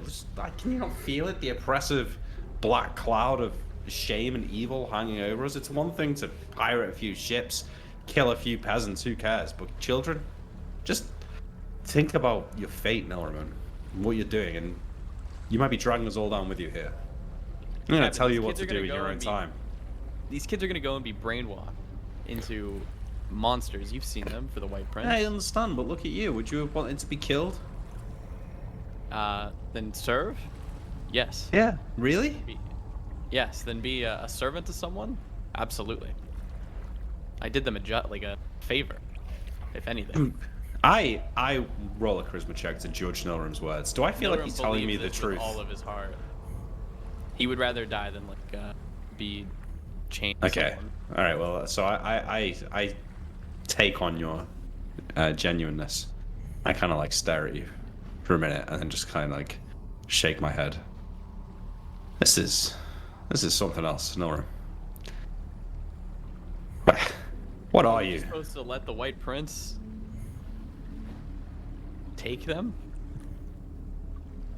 I mean, as opposed to what? Slaughtering them? Just the ones who were picked. I didn't do anything needless.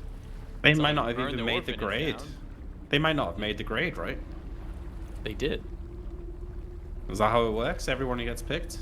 This is how it works. They go back for a few days, they gather their things, and they go on the ship and they're gone.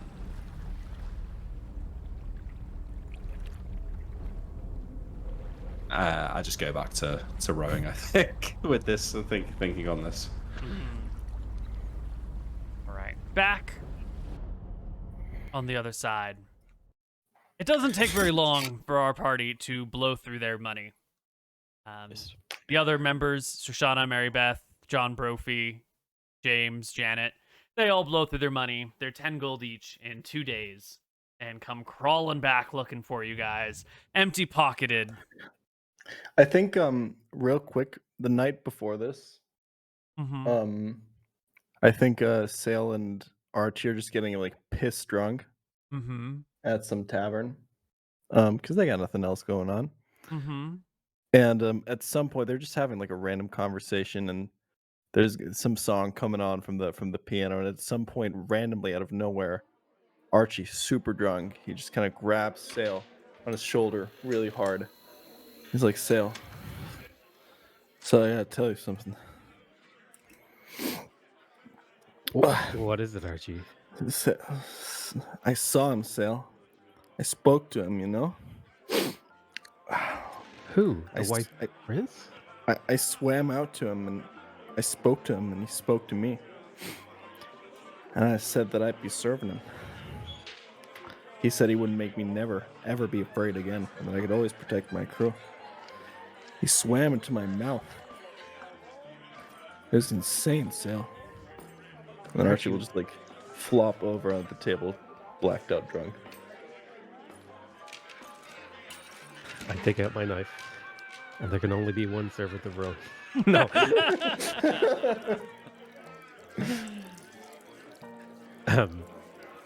I'll be in shock at this news, because I thought I was like the only person who could actually serve Rohi. Mm-hmm. I'll kind of like not believe it because he's so drunk. I'm like, this is like some bullshit. He'd had a dream, and I'll pick him up and I'll bring him back to the room. Mm-hmm. But I will be like, as I'm falling asleep, kind of like, I'm like, man, maybe that is true. That's crazy. You had that mark Maybe I that am appeared on his forcing people. back. Oh yeah. Do I have that mark? You haven't seen a mark like that on you, but also you can't see your back. Is there a mirror in this room? There's not, no. There was also the sword, right? That burned me. Mm-hmm. Did I see you get burned by the sword? I think so, right? You were in the room when he was doing this, but he Yeah. wasn't like, actually grabbing it or making any verbal statements. There was just maybe a visual to have picked up on or missed. Well, we even did the whole bit about like maybe it's burning the people that are jacked and stuff like that, right? Oh, right, I- yeah. I think there's two things that Sale is feeling right now. Sale is feeling like this is his true brother, because now they're in it together. This is the brother he never had. He's always had an antagonistic relationship with his family. But now Archie is really, like, he's up the same river without a paddle that he is. He's serving some unknown deity. But also at the same time, he's kind of like, there's like a little bit of him that's like, I thought this was my thing. Like, it's like this was my thing, and now it's being taken from me. And just for a moment, he does contemplate hurting Archie, but he bats it away because he's like, no, Archie's my brother, he's my friend, of course. I think when their scene's done, Norm has a bit more to say. But that's basically it. I kind of go to sleep with that knowledge in my mind. All right. The next day, all the money spent, the party heads back to the boat. Roll that encounter die. Is there guards there?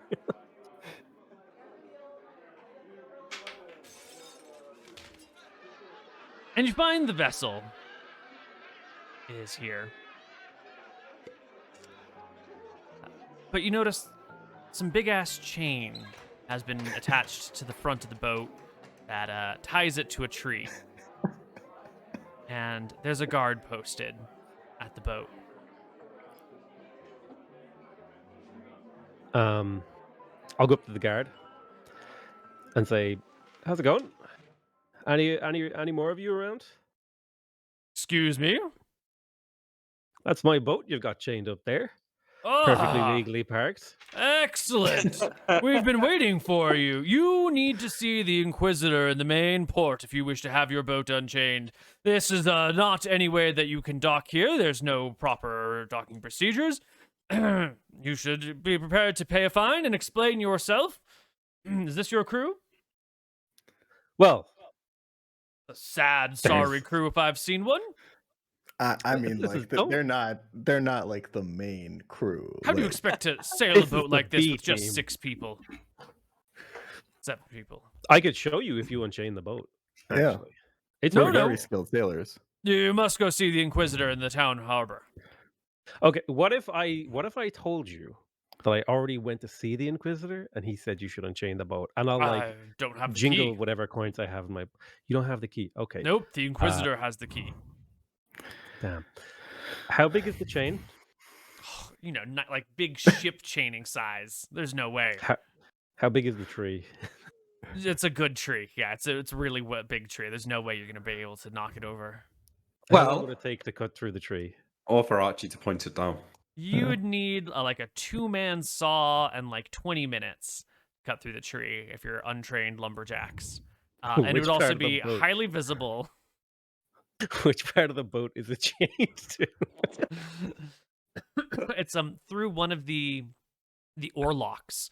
Actually through a pair of oar locks. So you'd have to like begin to bust up the side of the boat and ruin 2 of the oar locks, which with your ghostly rowers, does that just mean you're not going to have 2 oars on that side, and so the boat's just going to go in a circle because you have got too much power on one side? Oh my god. We just destroy the other 2 on the other side as well. Or block them up? Yeah. Yeah. You drive a hard bargain.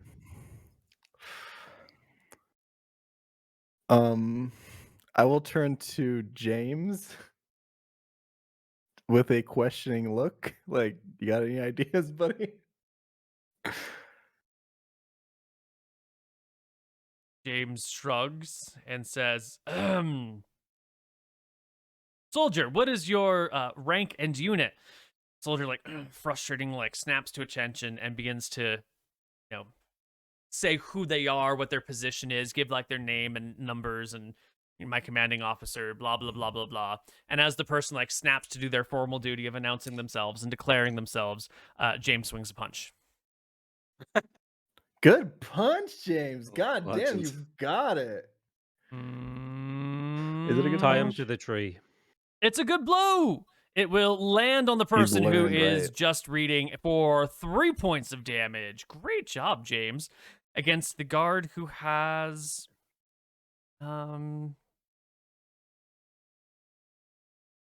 find their HP bar. Sal, did you see him do the stance and everything? He did He's it. gotten He so hit him. good. I mean, you're a good teacher. Natural. Thanks. I never thought you'd be good at teaching, but like you are full of surprises, Archie. Ooh, there's no way you can KO this person. They've got 2d8 plus 2 hit points. 11 hit points. The guard takes the blow across the jaw and looks completely stunned. Initiative time.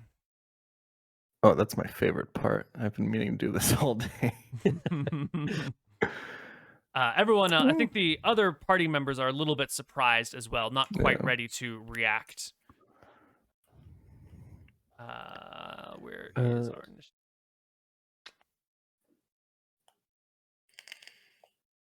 Archie goes at 8. The guard goes at 9. Okay. Ooh, Archie, what the fuck? You go first, Archie. With a rolled a 1. natural 1, you give the left hook, which goes whoosh, sailing I'm right in front hungover. of their face. The right hook comes Okay. Crit. with a hit. Crit. Oh, you crit on 16s now. I don't know why the combat music isn't playing, but you will do 12 points of damage. And the guard will just pass the fuck out in the sand. He died. Yeah. There are still like other people about down the street a little, down the beach a little bit, kind of far away. But the disappearance of this guard isn't going to like, you know, it's only a matter of time before someone finds him. Minutes, maybe half an No. hour. In my mind, if I were to call lightning this tree, could I split it off and like it's like my one tool. It might split the tree. It also might just like burn the tree, or it might like break the top part of the tree. It's unlikely that you could split the entire tree with one lightning bolt. What if You it need hit a the bunch of chain? You don't know. You don't even know it's if a you can big target chain. something as fine as a chain with a spell like this.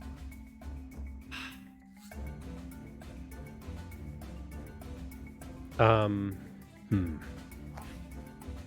need to have a moment here, Archie. We need to think about how we get out of this. I could heat some metal. We could maybe burn the chain loose. What do we do with the metal bars in that one place? We had Seymour, right? That's not gonna. Yeah, He's not here, and yeah. We don't have Nilram, so he can make you big, so you can just snap the chain. what if we just stole a different ship? Please. Yes, let's go, baby. All right, we will cliffhanger that at that question and come back to Nilram, who had one more thing he wanted to do before we ended for the day. No one wanted to ask John what he did with his time. Oh, yeah. Well, I went to visit Nightingale, caught up with Ajora, and got paid 500 gold this month, That was it? which is nice. And no, that's not it, I suppose. You know the blacksmith, Tom? I think I've heard you talk about him. Uh-huh.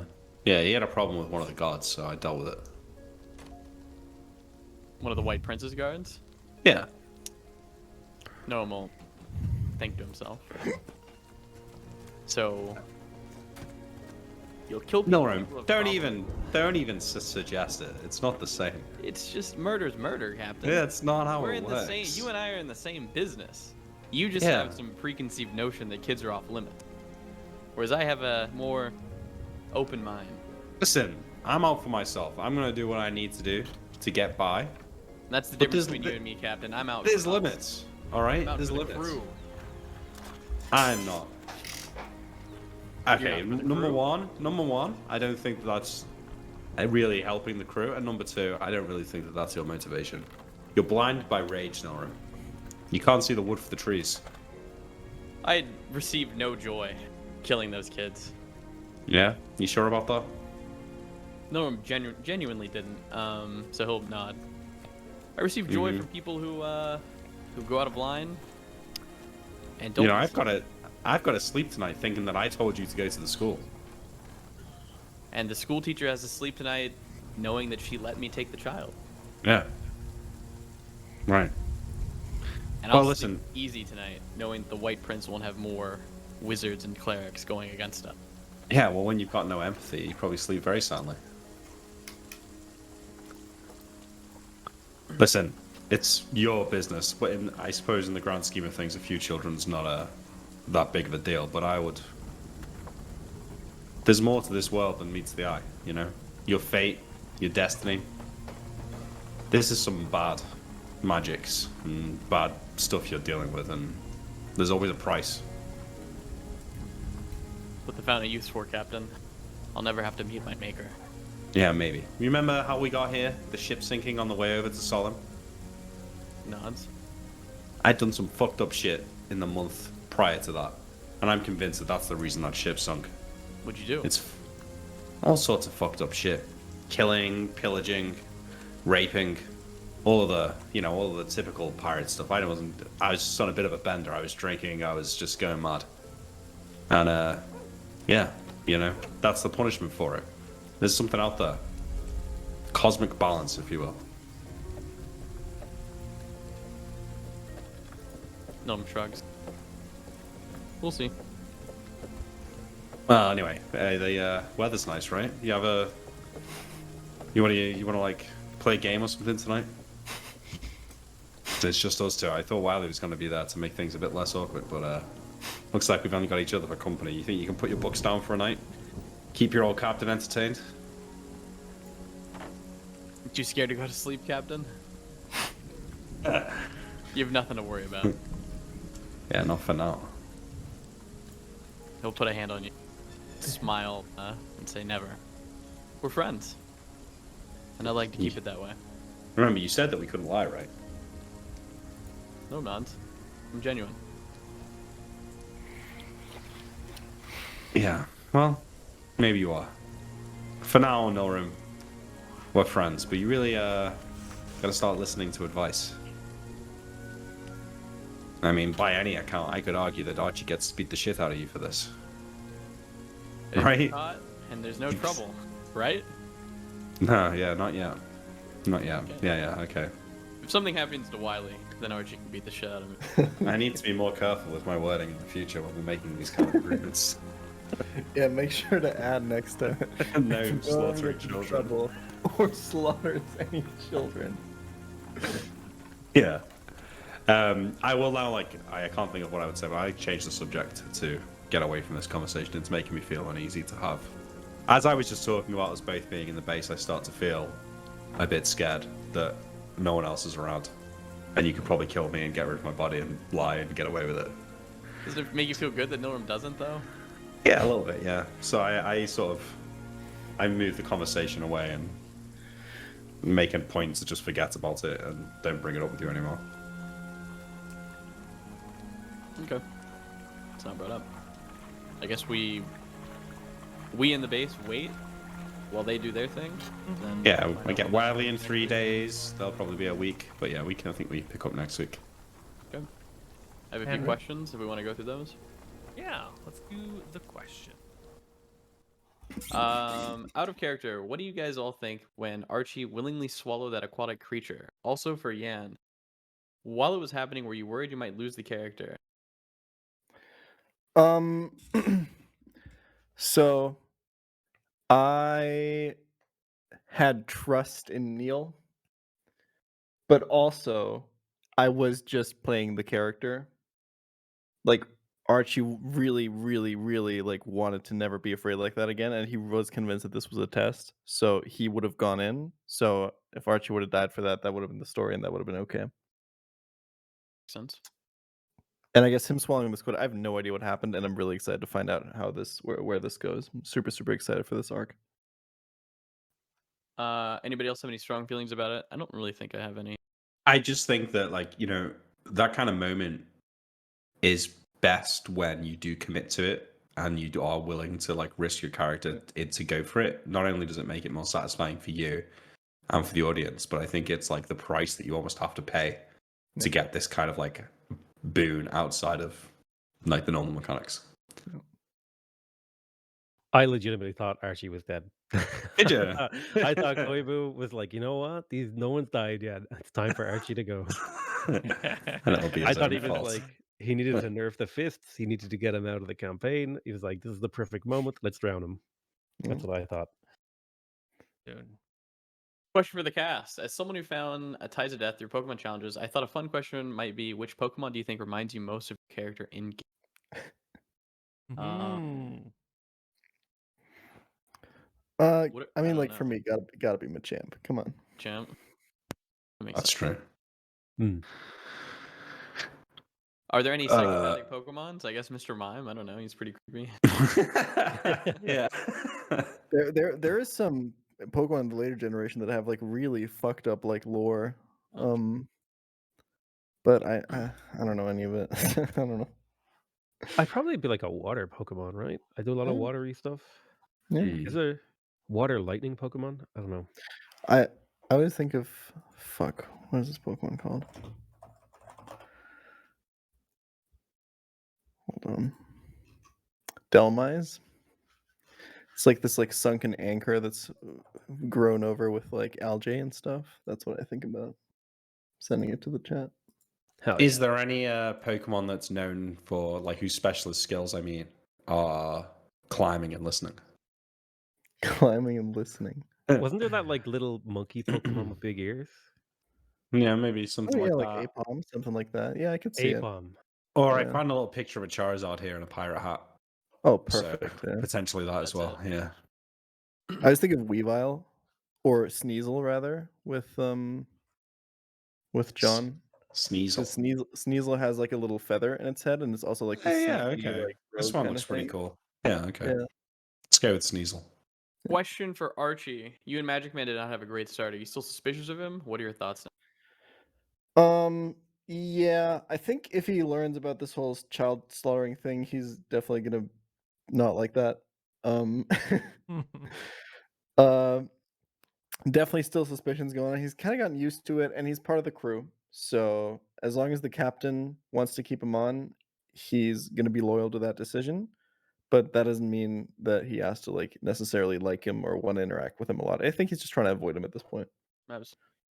A question for the cast: if one of your characters died, would you find a replacement for the crew? Yeah, I think so. I think when eventually Nilrim either dies or fucks off to go do his own thing, I want to play a dwarven fighter. I think this is quite a good campaign for re-rolling. I I feel like agree. it would be quite easy for us to recruit another person. So yeah, I think. And I think it's also a campaign where like player character deaths work really well with like building on like the other characters. Like I've had this idea of like if John were to die, like the implications for Archie as a character are huge, right? Yeah. So yeah, I feel like the incentive is pretty big to like keep playing. Yeah. True. All right, that's all Um, the questions for. Oh, sorry. Go ahead. I would like to play a druid bard just because of the conflict with Nilrim. True. A druid bard. Wow. Could you pick a more underpowered dual class? Add fucking thief in there, I guess, huh? Yeah, druid bard thief. Everyone else is level 6. You're level 2, but you've got a lot of skills. All right. That's it for this week. We'll be back next week, probably on Tuesday, for more Yep. Ties of Death. Make sure you check out the Patreon, patreon.com/Tides of Death. Helps out a ton, so thank you. All right. Thank you, guys. Bye-bye. Bye-bye. See you in the Reddit.